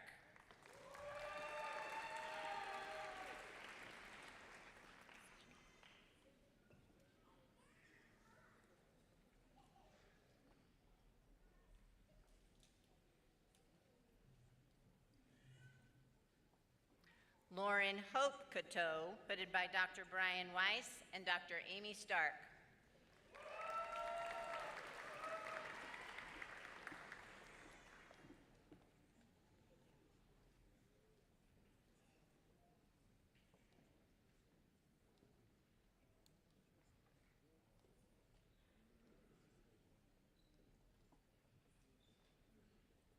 Jean Dai, hooded by her parents, Dr. Yoon Xia Tao and Dr. Zung Han Dai.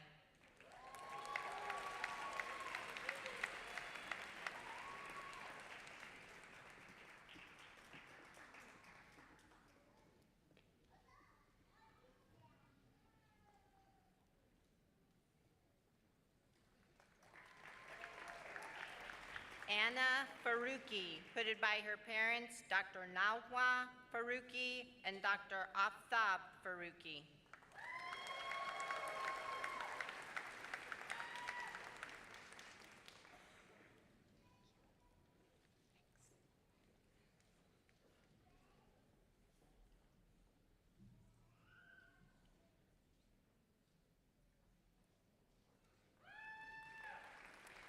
Adrian Fernandez, hooded by his brother, Dr. Alex Fernandez and Dr. Brian Weiss.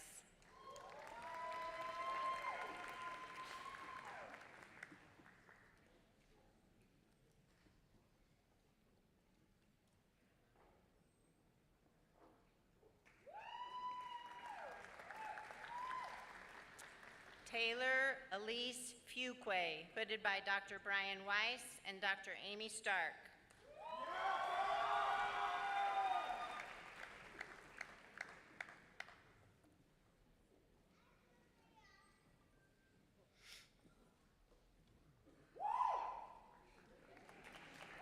Brady Everett Gunter, hooded by Dr. Brian Weiss and Dr. Amy Stark.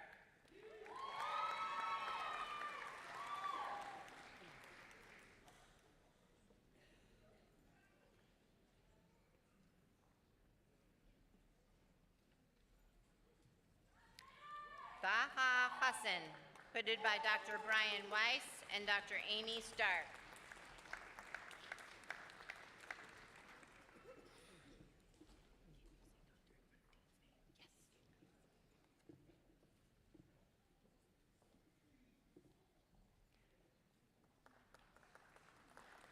Megan Damaris Homan Sanchez, hooded by her brother, Dr. Dean Homan and Dr. Brian Weiss.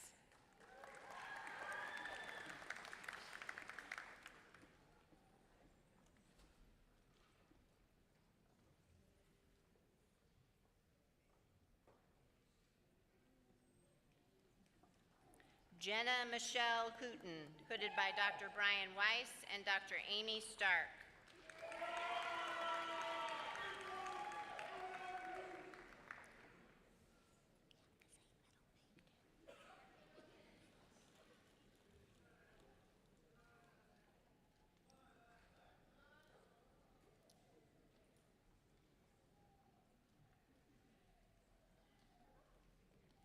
Kristen Ann Huseman, hooded by Dr. Brian Weiss and Dr. Amy Stark.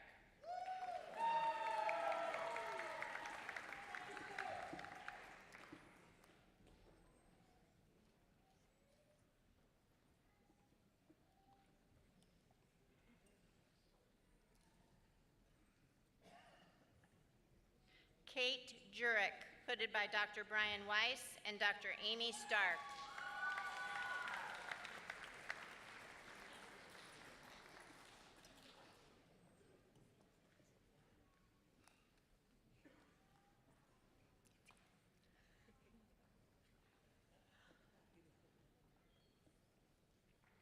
Louis Alton Kelly, hooded by Dr. Brian Weiss and Dr. Amy Stark.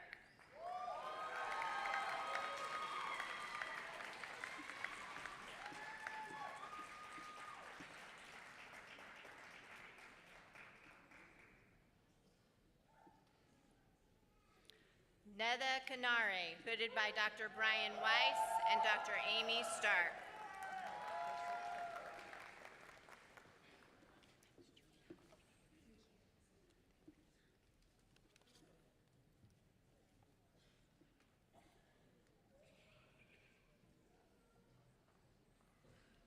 Julia Lang, hooded by Dr. Brian Weiss and Dr. Amy Stark.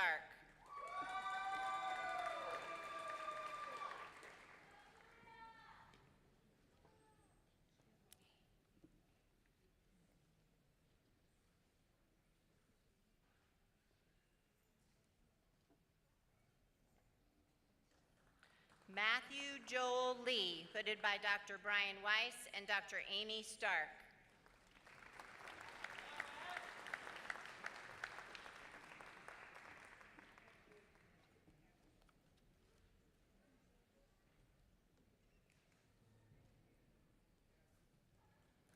Benjamin Lynn, hooded by his sister, Dr. Annie Lynn and Dr. Brian Weiss.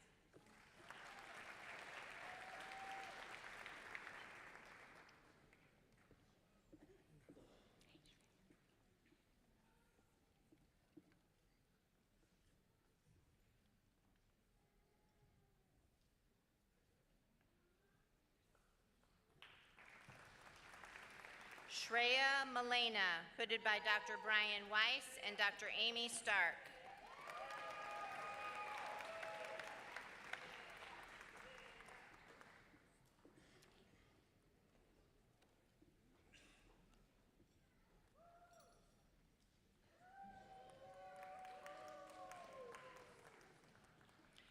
Ardala Nagyan, hooded by Dr. Brian Weiss and Dr. Amy Stark.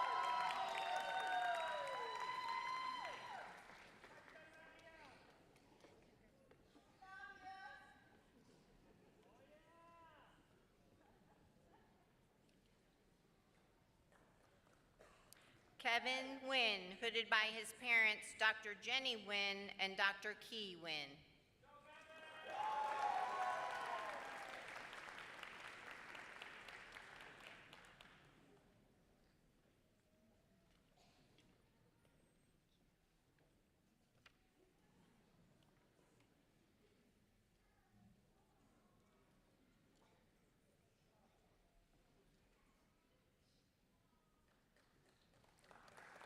Jasmine Wynn, hooded by her mother-in-law, Dr. Jenny Wynn, and her father-in-law, Dr. Key Wynn.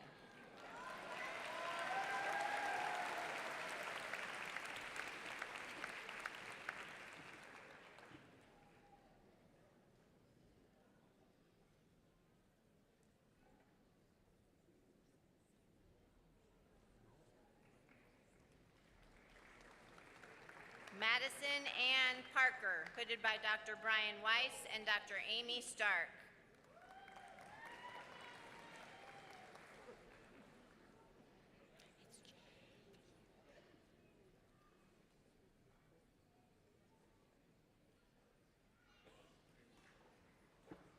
Shiv Patel, hooded by Dr. Brian Weiss and Dr. Amy Stark.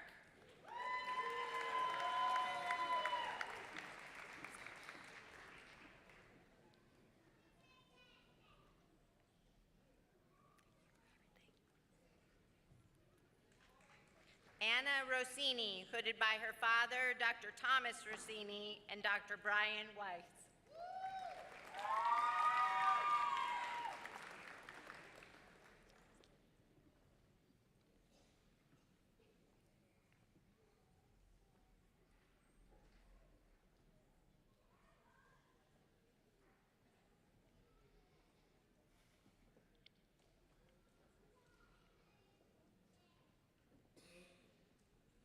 Chaselyn Ruffiner Hansen, hooded by her father, Dr. David Hansen, and Dr. Brian Weiss.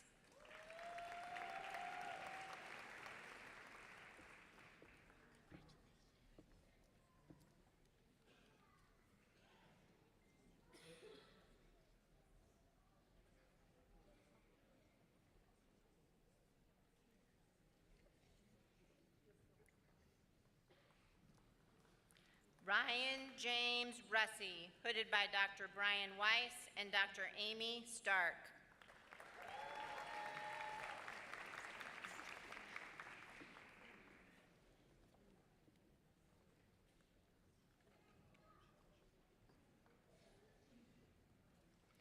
Elwin Rutayamba, hooded by Dr. Brian Weiss and Dr. Amy Stark.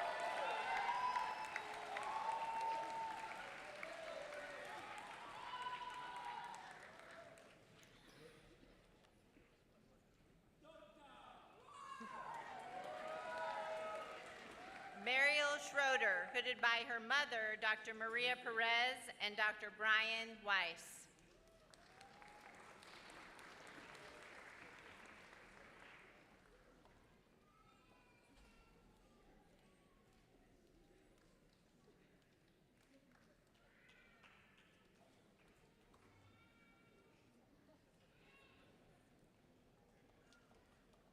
Jiao Xian, hooded by Dr. Brian Weiss and Dr. Amy Stark.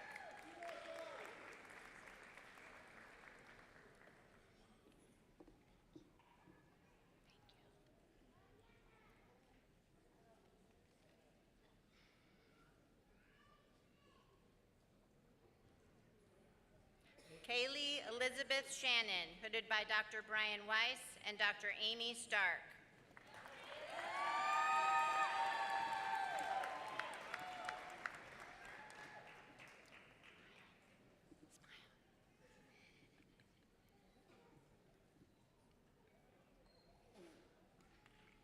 Isha Rakesh Shura, hooded by Dr. Brian Weiss and Dr. Amy Stark.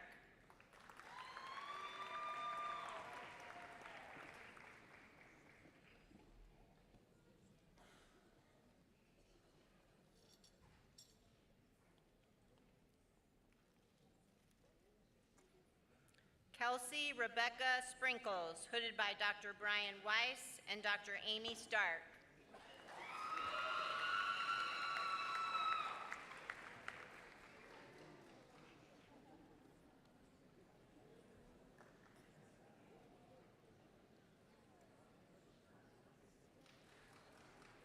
Leanne Thomas, hooded by Dr. Brian Weiss and Dr. Amy Stark.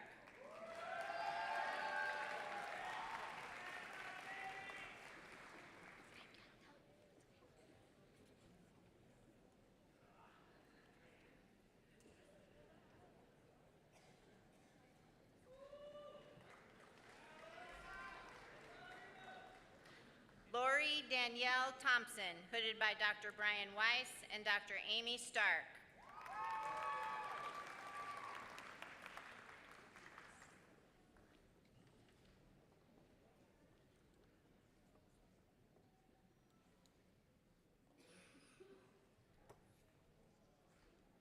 Lucas Gabriel Tobar, hooded by his father, Dr. George Tobar and Dr. Brian Weiss.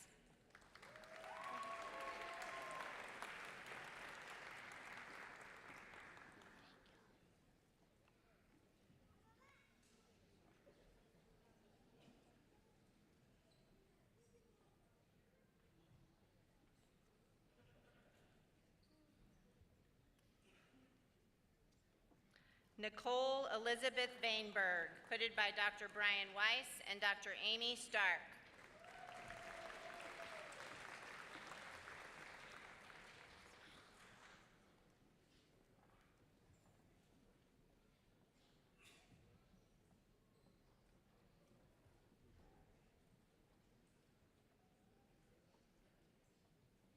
Nicholas Alexander Vykovsky, hooded by Dr. Brian Weiss and Dr. Amy Stark.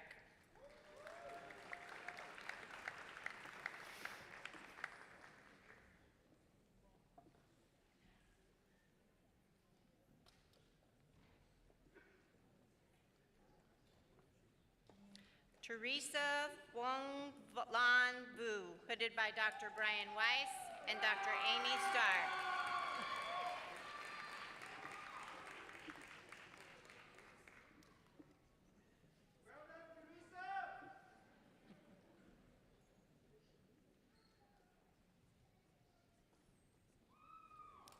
Ashton Marie White, hooded by Dr. Brian Weiss and Dr. Amy Stark.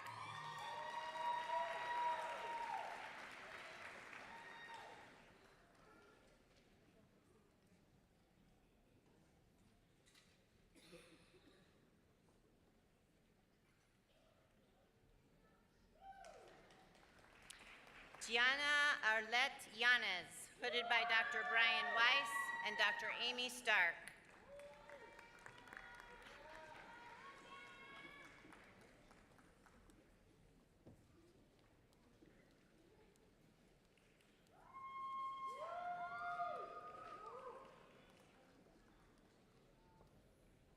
Madeline Anna Yuan, hooded by Dr. Brian Weiss and Dr. Amy Stark.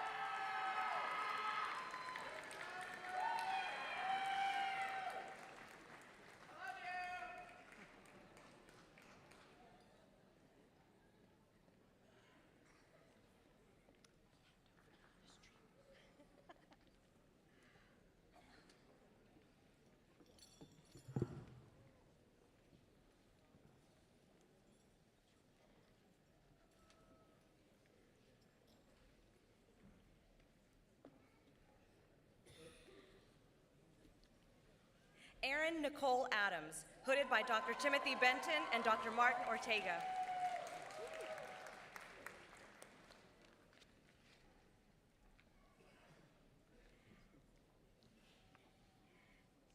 Kofi Okiere Ajiare, hooded by Dr. Timothy Benton and Dr. Martin Ortega.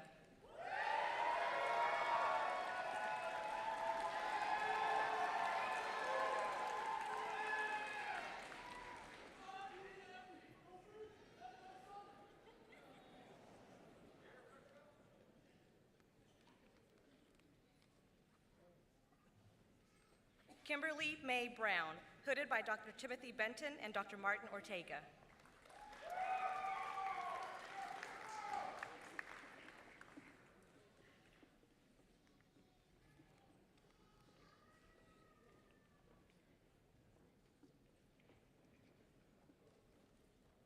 Adeline Michaela Chapina Guizar, hooded by her sister, Dr. Rosaura Chapina and Dr. Timothy Benton.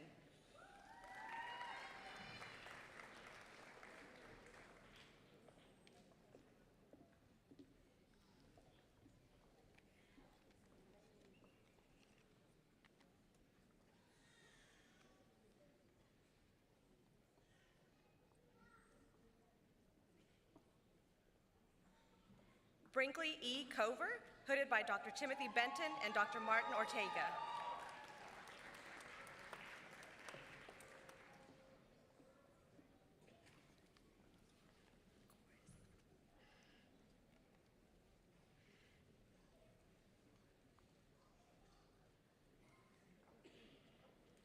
Kaneshk Goel, hooded by Dr. Timothy Benton and Dr. Martin Ortega.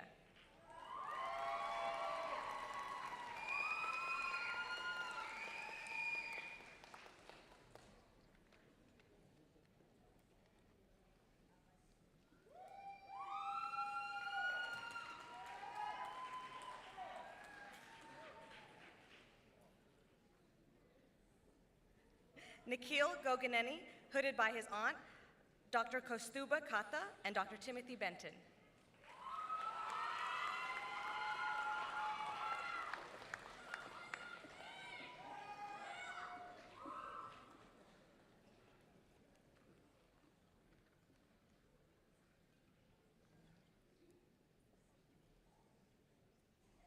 Karina Rose Goodart, hooded by Dr. Timothy Benton and Dr. Martin Ortega.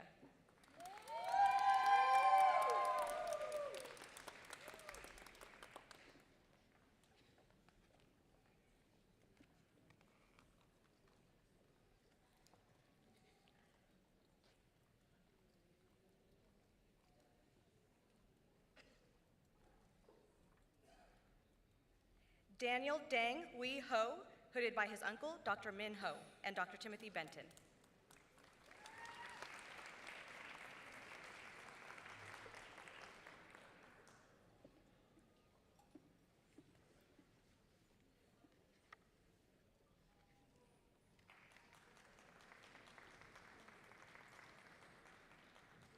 Lindsay Taylor Holt, hooded by Dr. Timothy Benton and Dr. Martin Ortega.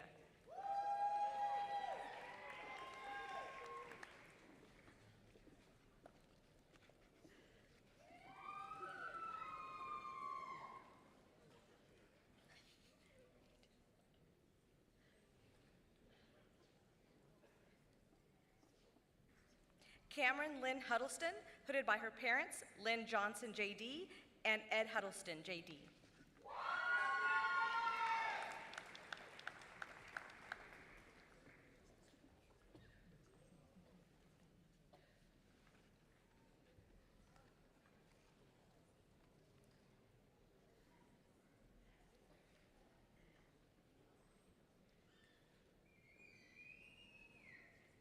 Jacob James, hooded by his aunt, Marissa Hesse, J.D., and his wife, Dr. Danielle James.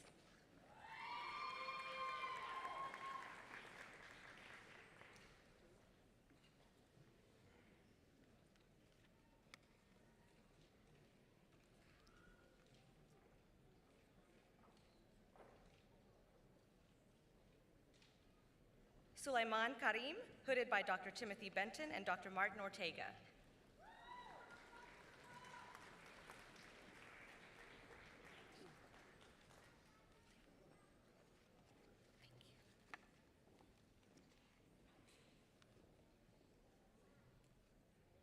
Vishal Condor, hooded by Dr. Timothy Benton and Dr. Martin Ortega.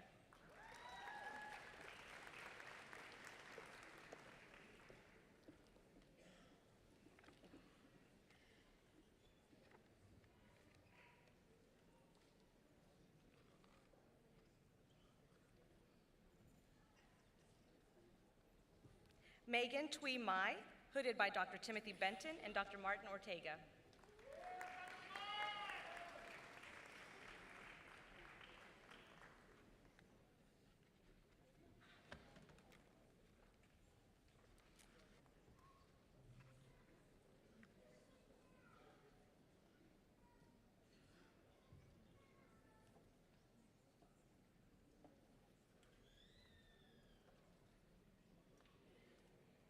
Jesse Daniel Neely, hooded by Dr. Timothy Benton and Dr. Martin Ortega.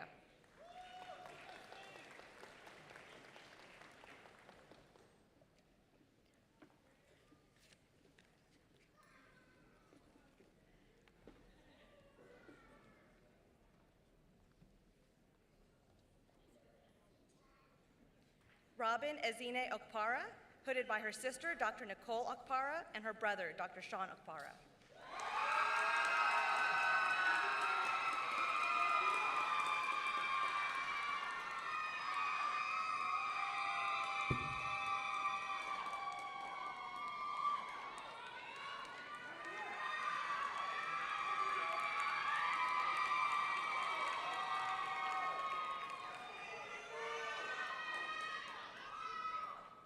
Radha Patel, hooded by Dr. Timothy Benton and Dr. Martin Ortega.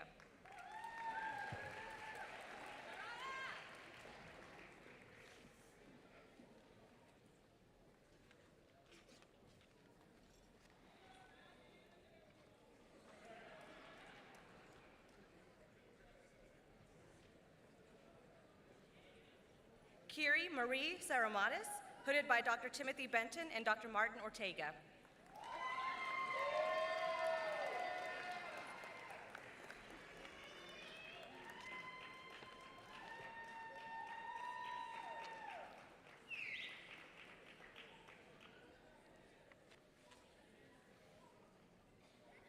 Austin Dwight Rogers, hooded by Dr. Timothy Benton and Dr. Martin Ortega.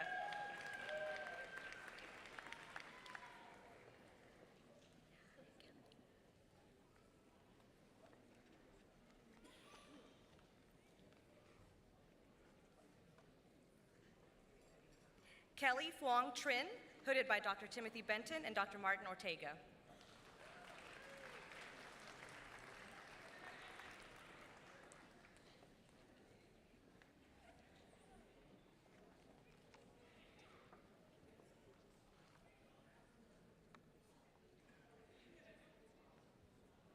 Jesse Douglas York, hooded by his sister, Dr. Jordan York, and Dr. Timothy Benton.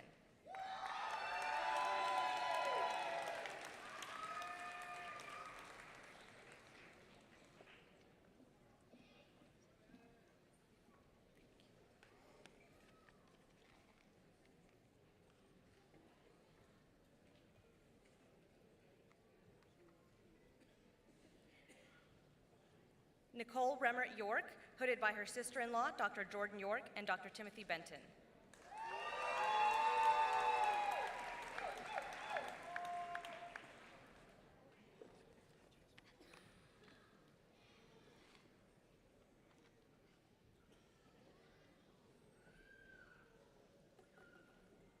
Christopher John Zayas, hooded by his aunt, Kathleen Homa J.D., and his father, Dr. John Zayas.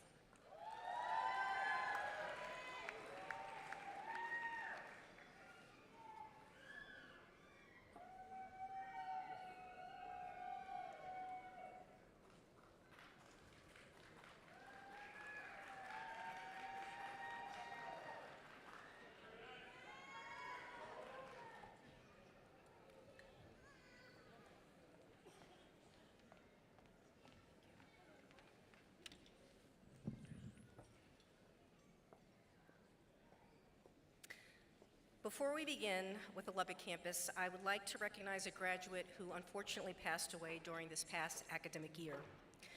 Brian Scott Bashram, we honor your memory and thank your parents for being here with us today.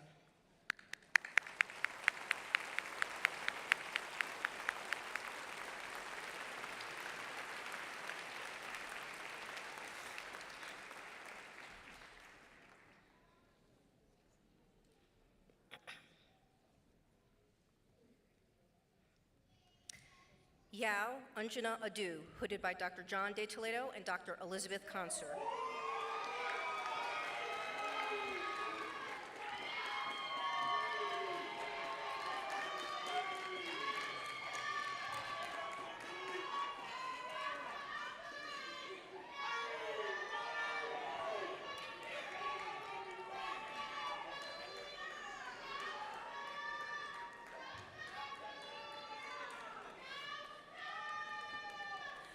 Amazing.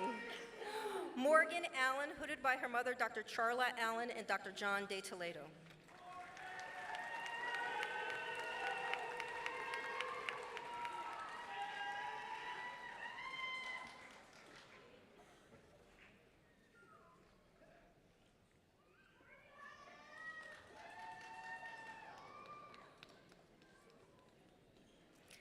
Cade Merrick Ansel, hooded by his mother, Dr. Michelle Ansel, and Dr. John Deledo.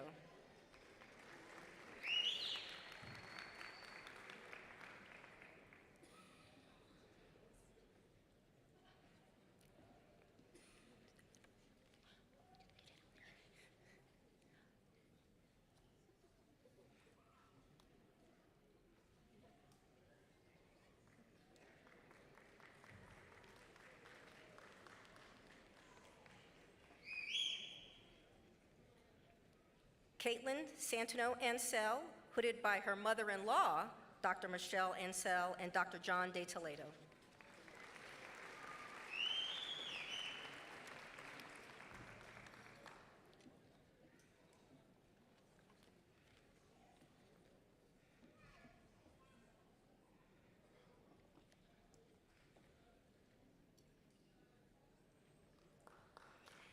Angela Teresa Ballesteros Loa, hooded by Dr. John Deledo and Dr. Elizabeth Conser.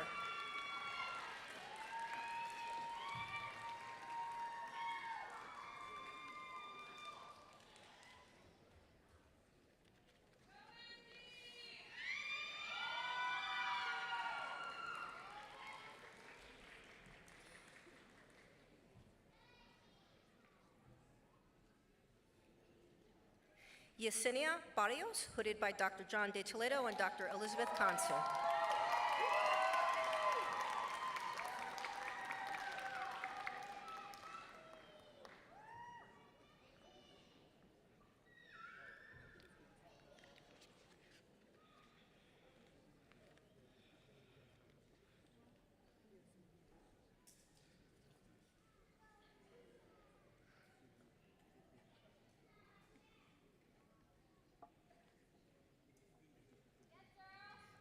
Douglas Robert Bettarelli, hooded by Dr. John Deledo and Dr. Elizabeth Conser.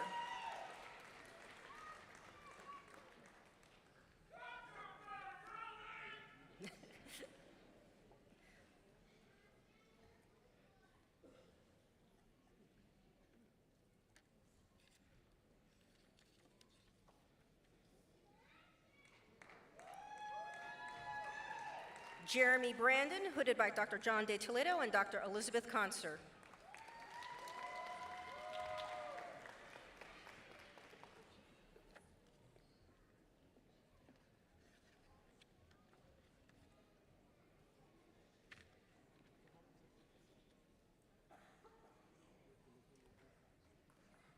Rhodey Wayne Brister, hooded by his father, Dr. David Brister and Dr. John Deledo.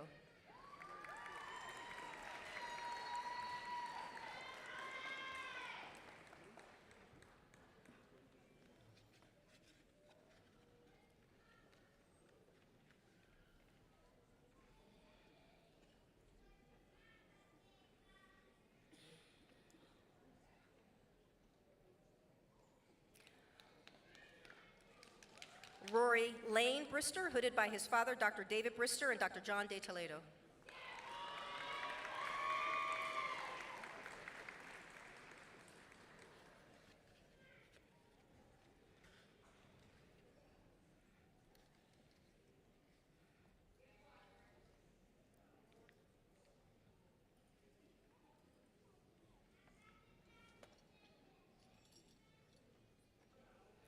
Anthony Donato Brucolieri, hooded by Dr. John Deledo and Dr. Elizabeth Conser.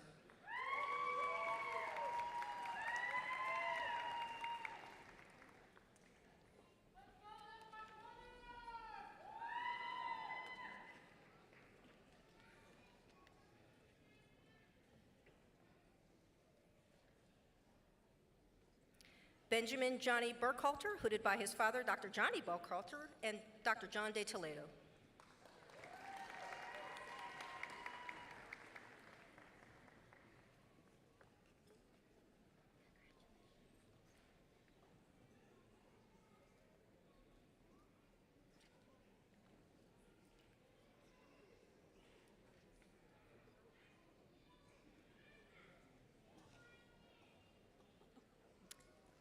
Clarissa Irene Clifford, hooded by Dr. John Deledo and Dr. Elizabeth Conser.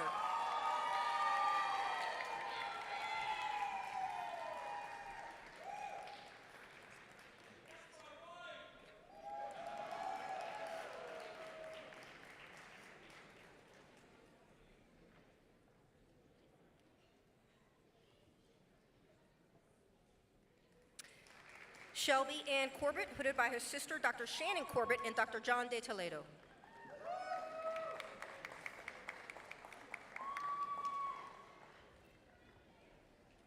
Give me some more.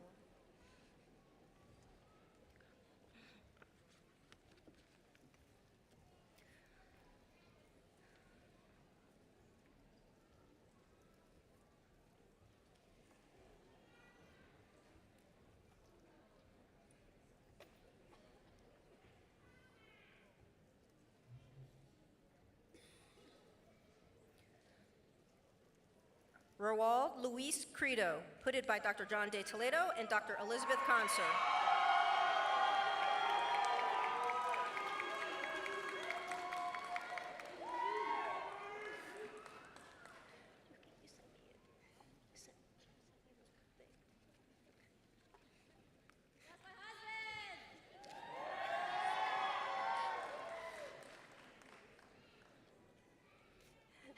Alexandra Taylor Demopoulos, hooded by Dr. John Deledo and Dr. Elizabeth Conser.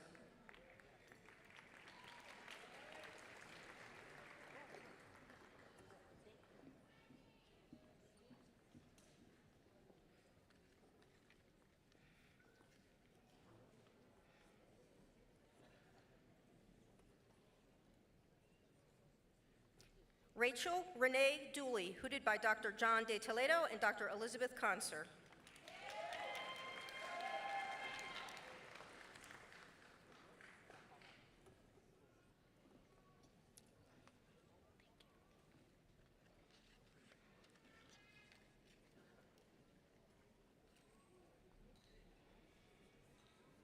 Keegan Taylor Dunn, hooded by Dr. John Deledo and Dr. Elizabeth Conser.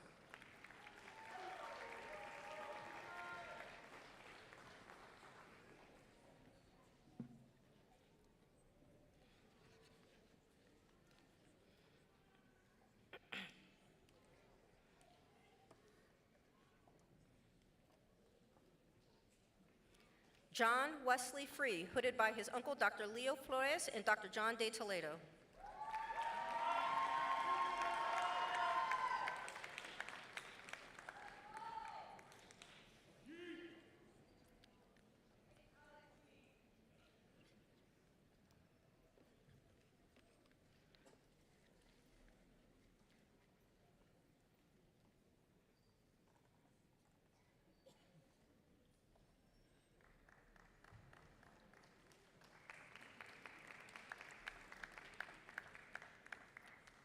Kirtana Rebecca George, hooded by her husband, Dr. Alan Philip George, and her sister, Dr. Krupa George.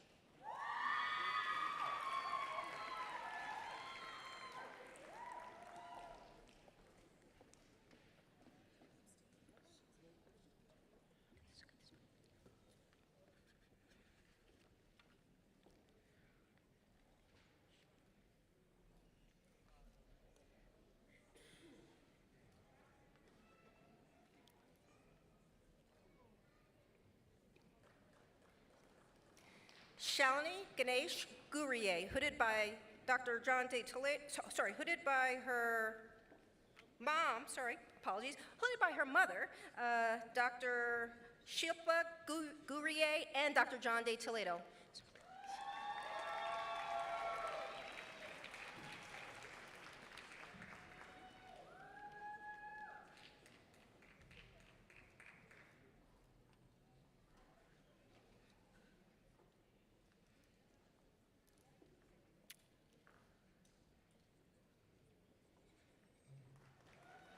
Mallory Brooke Gilbert, hooded by her father, Dr. Mark Jenkins, and Dr. John Deledo.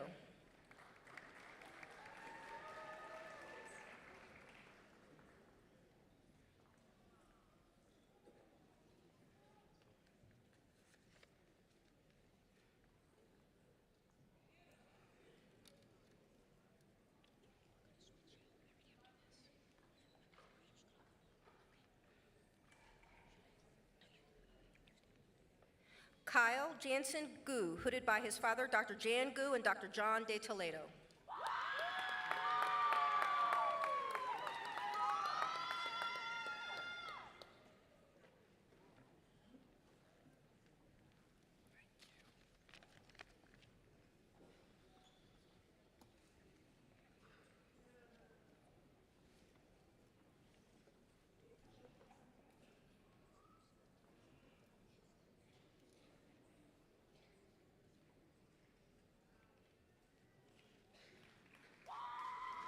Taylor Catherine Harder, hooded by her uncle, Fred Eisel, PhD, and mother-in-law, Lori Harder.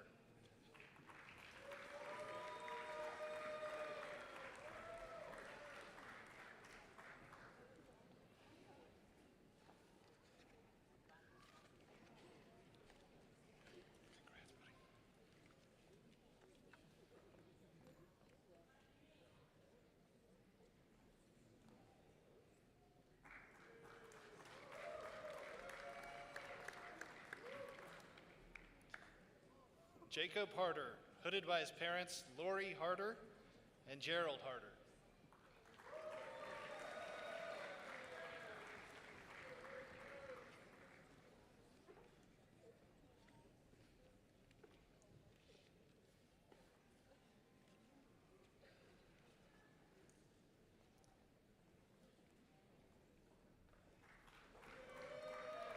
Kenneth David Hardy, hooded by his parents, Diana Belson, PhD, and Daniel Hardy, PhD.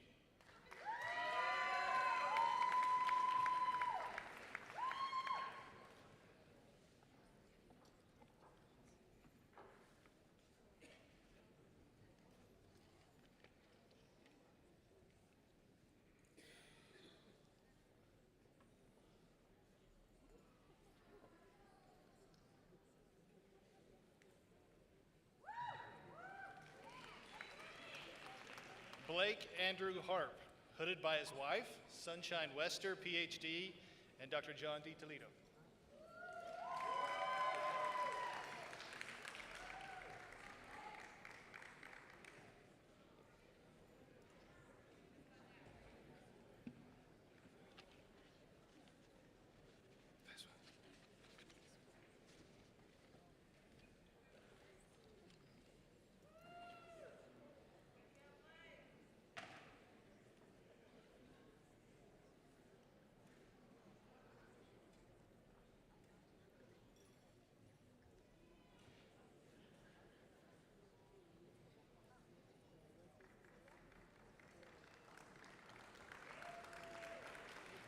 Tremondronique Touche Brielle Hawkins, hooded by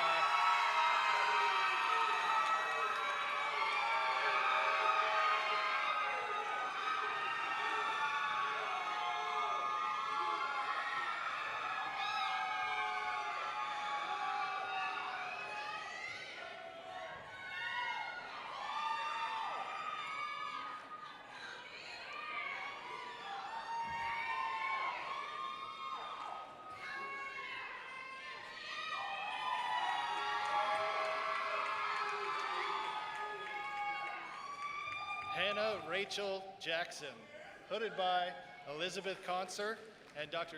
John Deledo.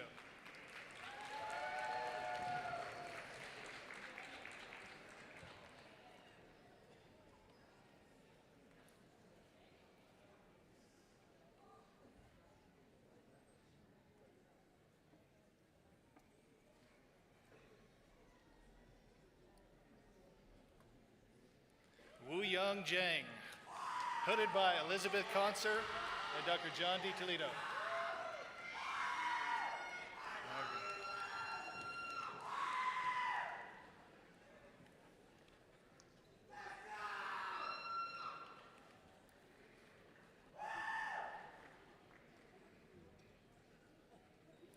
Delaney Nicole Jinsky, hooded by Elizabeth Conser and John Deledo.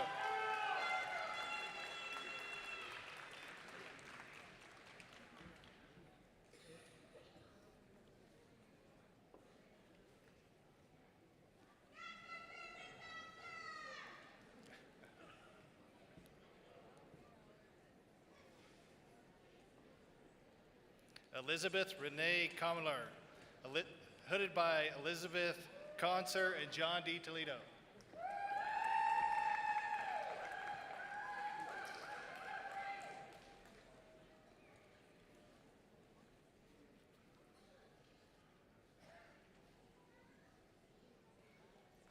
Gian Kim, hooded by Elizabeth Conser and John Deledo.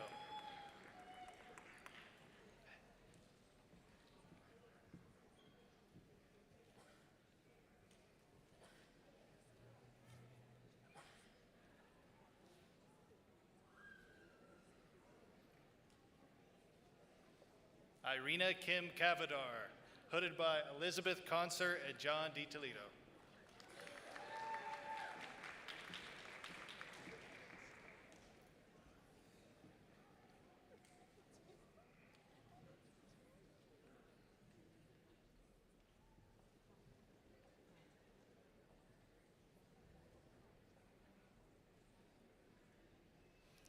Marilyn Matthew, hooded by Ogle Perry, JD, and Dr. John Deledo.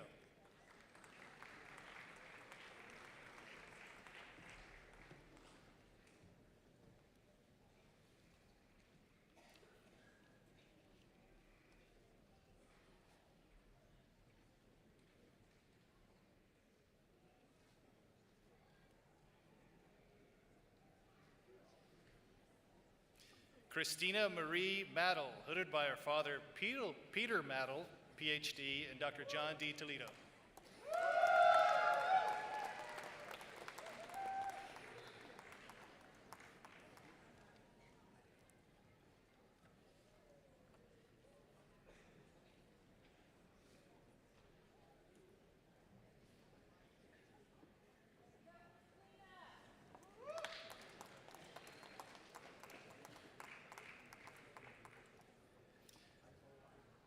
David Paul McDaniel, hooded by Elizabeth Concert and Dr. John Deledo.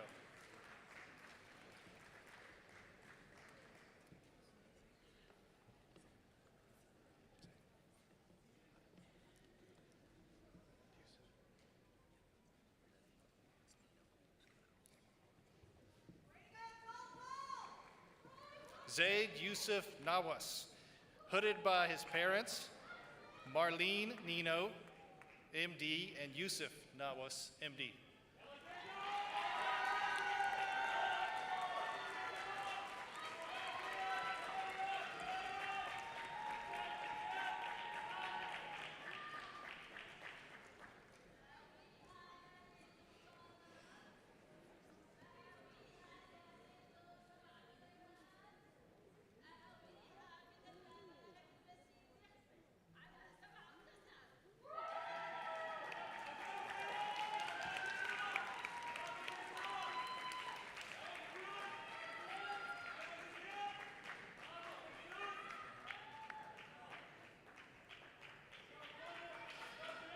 Prachi Patel, hooded by her brother, Raj Patel, and Dr. John Deledo.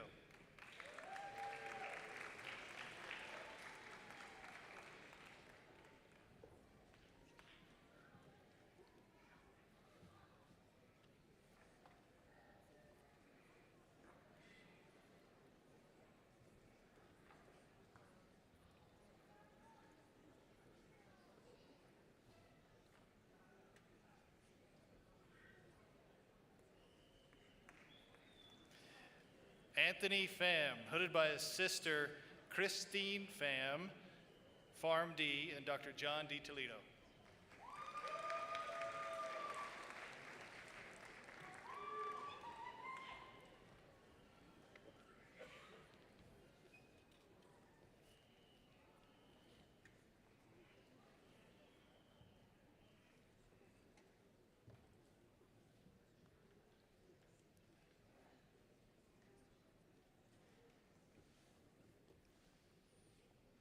Cole Polina, hooded by his father, Daniel Polina, JD, and Dr. John Deledo.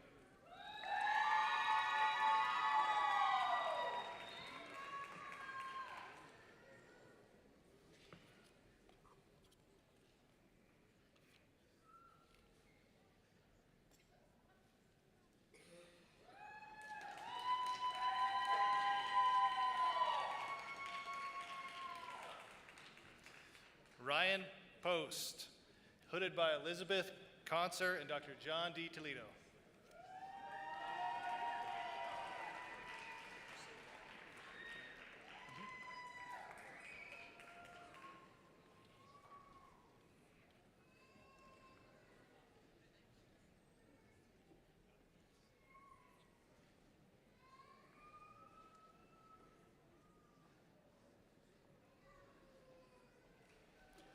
Jacob Michael Prater, hooded by his father, Michael Prater, Farm D.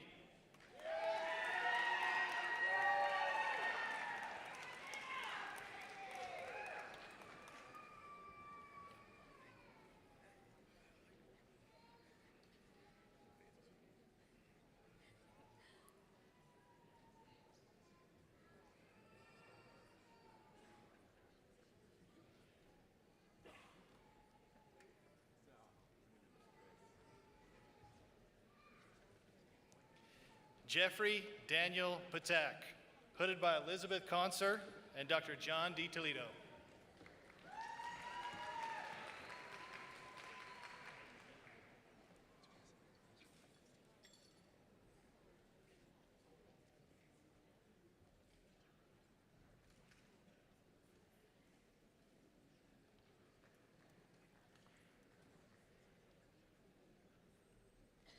Jessica Michelle Ramirez, hooded by Dr. Elizabeth Conser and Dr. John Deledo.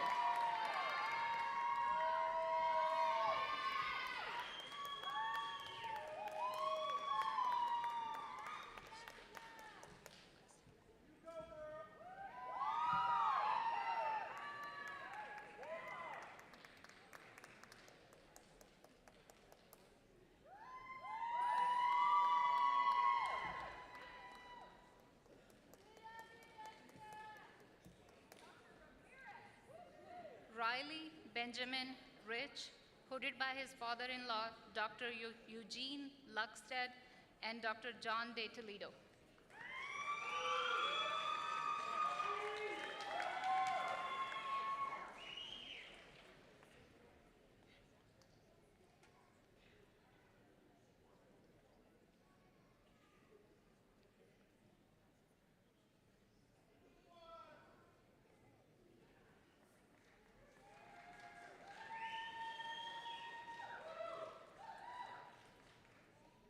Khaja Siddiqui, hooded by his aunt, Dr. Afsar Tasneen and Dr. John Deledo.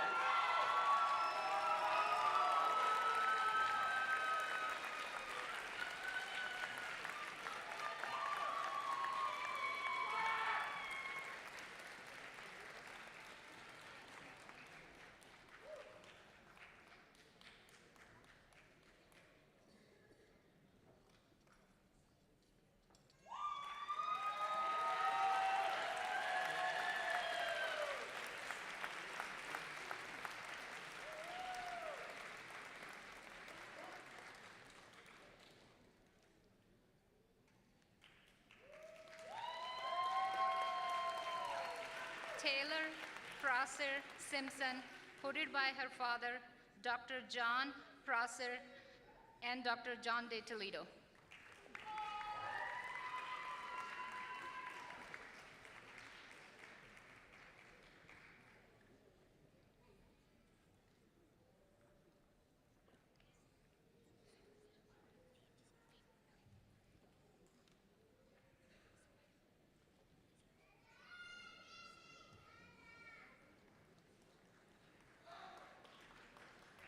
Feem Sapantamarak, hooded by his father, Sam Kiat Sapantamarak, and Dr. John Deledo.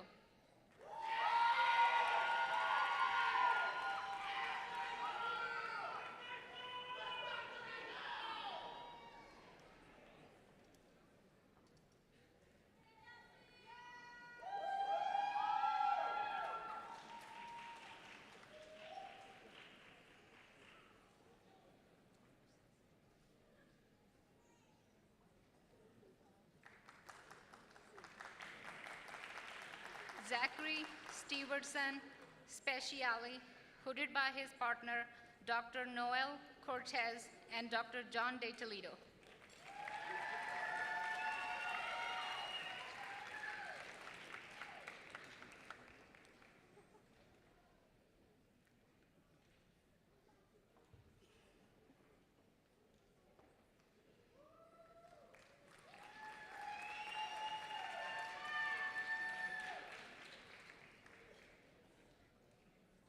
Nathan Daniel Steele, hooded by his father, Dr. Danielle Steele, and Dr. John Deledo.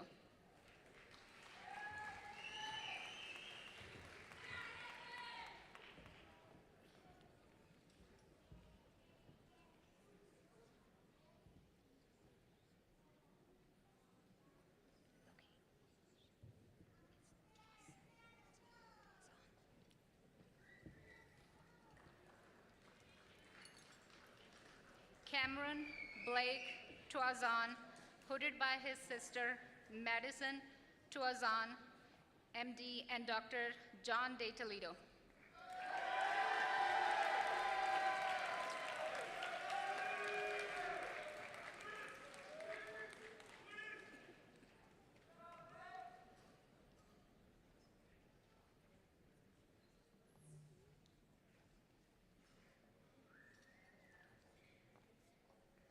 Liam Oscar Ung, hooded by Dr. Elizabeth Conser and Dr. John Deledo.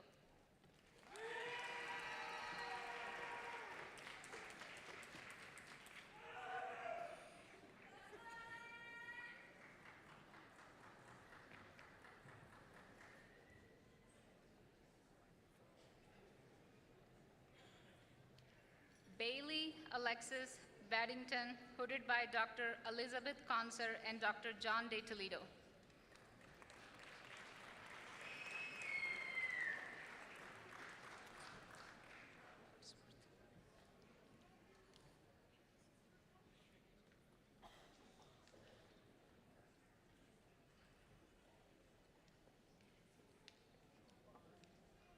Samuel Captain Wadsworth, hooded by Dr. Elizabeth Conser and Dr. John Deledo.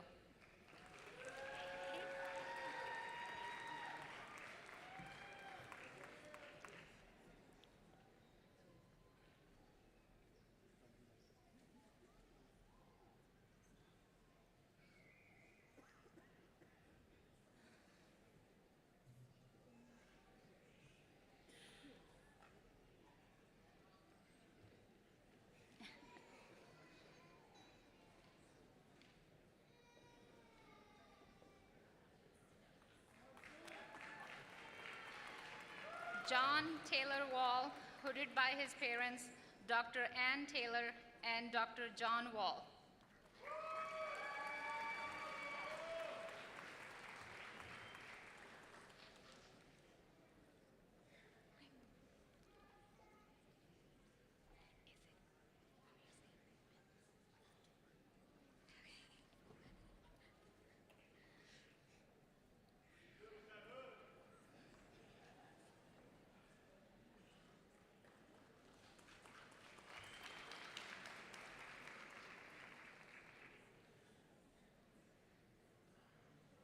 Joshua Owen Wilms, hooded by his father, Dr.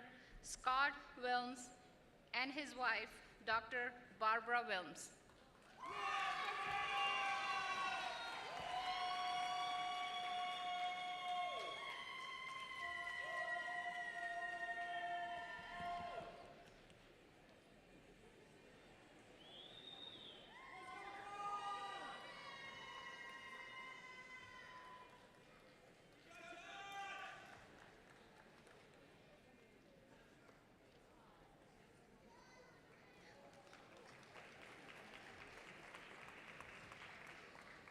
Daniel Ted Wood, hooded by his brother, Dr. Matthew Wood, and Dr. John Deledo.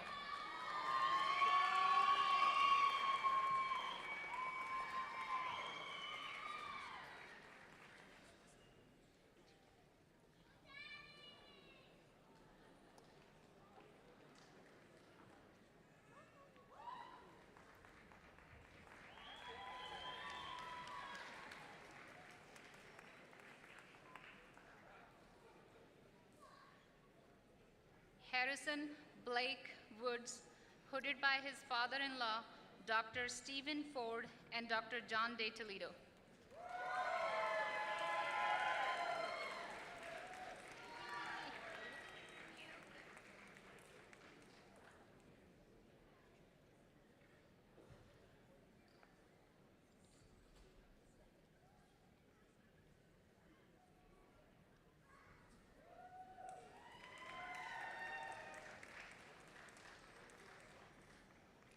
Thomas Blaze Yater, hooded by Dr. Elizabeth Conser and Dr. John Deledo.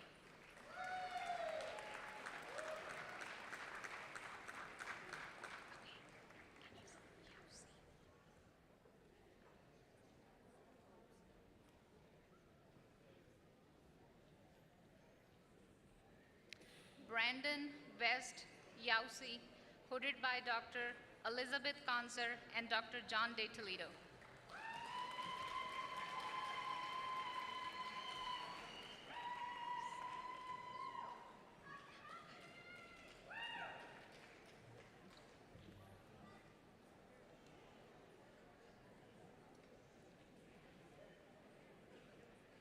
Hafsa Zahra Zubairi, hooded by her sister, Dr. Fatima Zubairi, and her father, Dr. Amir Zubairi.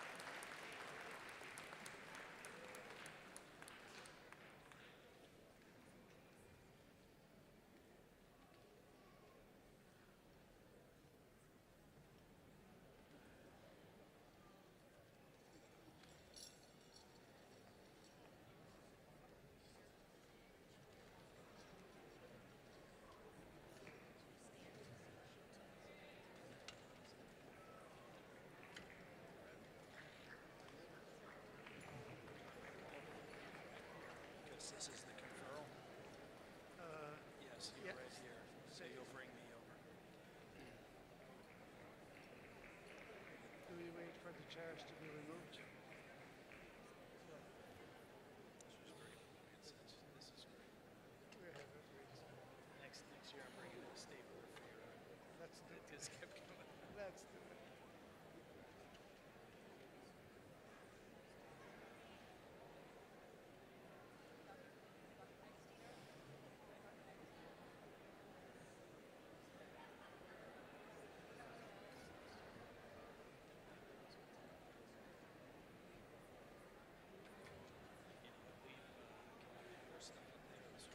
Sure.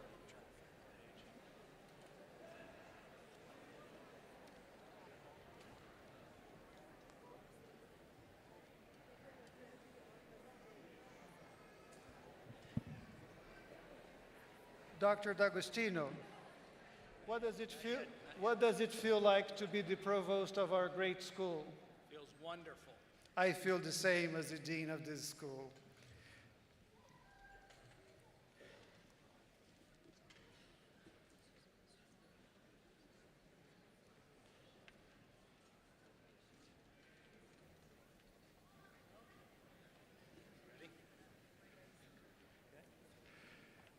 Ladies and gentlemen, I present to you the graduating members of the Texas Tech University Health Science Center School of Medicine, class of 2025.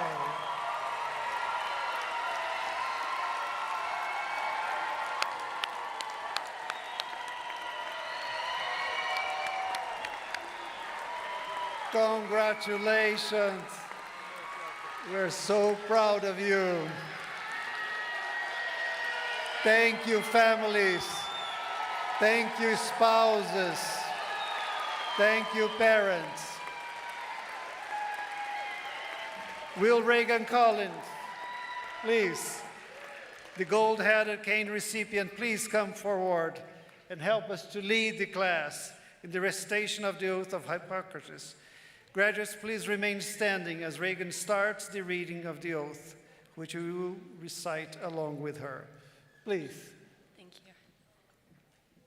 I do solemnly swear by that which I hold most sacred, that I will be loyal to the profession of medicine and just and generous to its members, that I will lead my life and practice my art in uprightness and honor, that into whatever house I will enter, it shall be good for the good of the sick to the utmost of my power.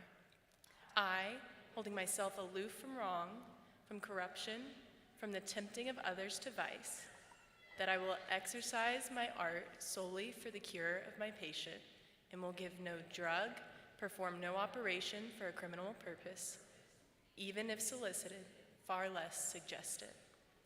That whatsoever I shall see or hear of the lives of men or women, which is not fitting to be spoken, I will keep inviolably secret. These things I do promise, and in proportion as I am faithful to this, my oath, may happiness and good repute be ever mine, and the opposite if I shall be forsworn. And that's it.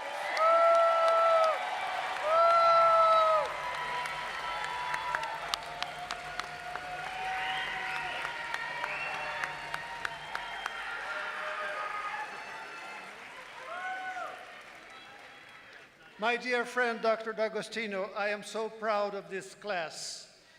And on behalf of the faculty of the School of Medicine, these candidates are recommended to you for conferring the degree of Doctors in Medicine.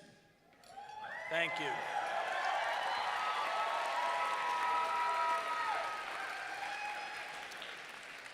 All right, this is the last chance to get out. All right. By the virtue of the authority vested in me by the Board of Regents of the Texas Tech University System as delegated by Dr. Lori Rice Spearman, I confer upon each of you the degree for which the Dean of the School of Medicine has recommended. Ladies and gentlemen, please join me in applauding the achievements of these graduates.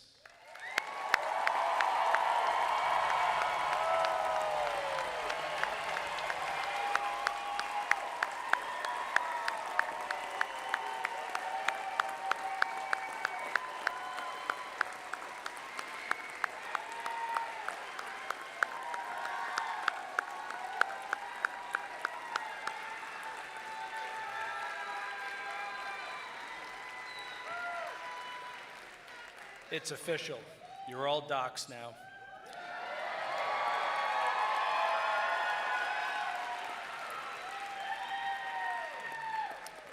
Thank you to our faculty, our staff for your dedication in preparing these physicians for the challenges and opportunities that lie ahead. And to our graduates, I add my sincerest, my most heartfelt best wishes for you. We've said this a number of times today, but today is your day, and congratulations. I wish you much success in the future.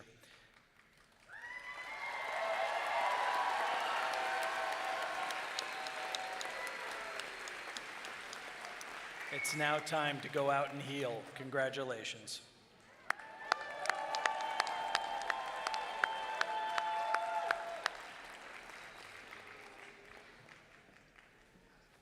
Class of 2025, I'm proud to call you my colleagues. Before we close, I have a very important reminder. You have earned your diploma. Don't forget to pick it up before leaving today. There's an invitation that our School of Medicine extends to everyone for a reception following the close of this ceremony, and that's the Fraser Auditorium, to enjoy light food, refreshments, and the companionship of each other. Thank you all. We are adjourned. Thank you.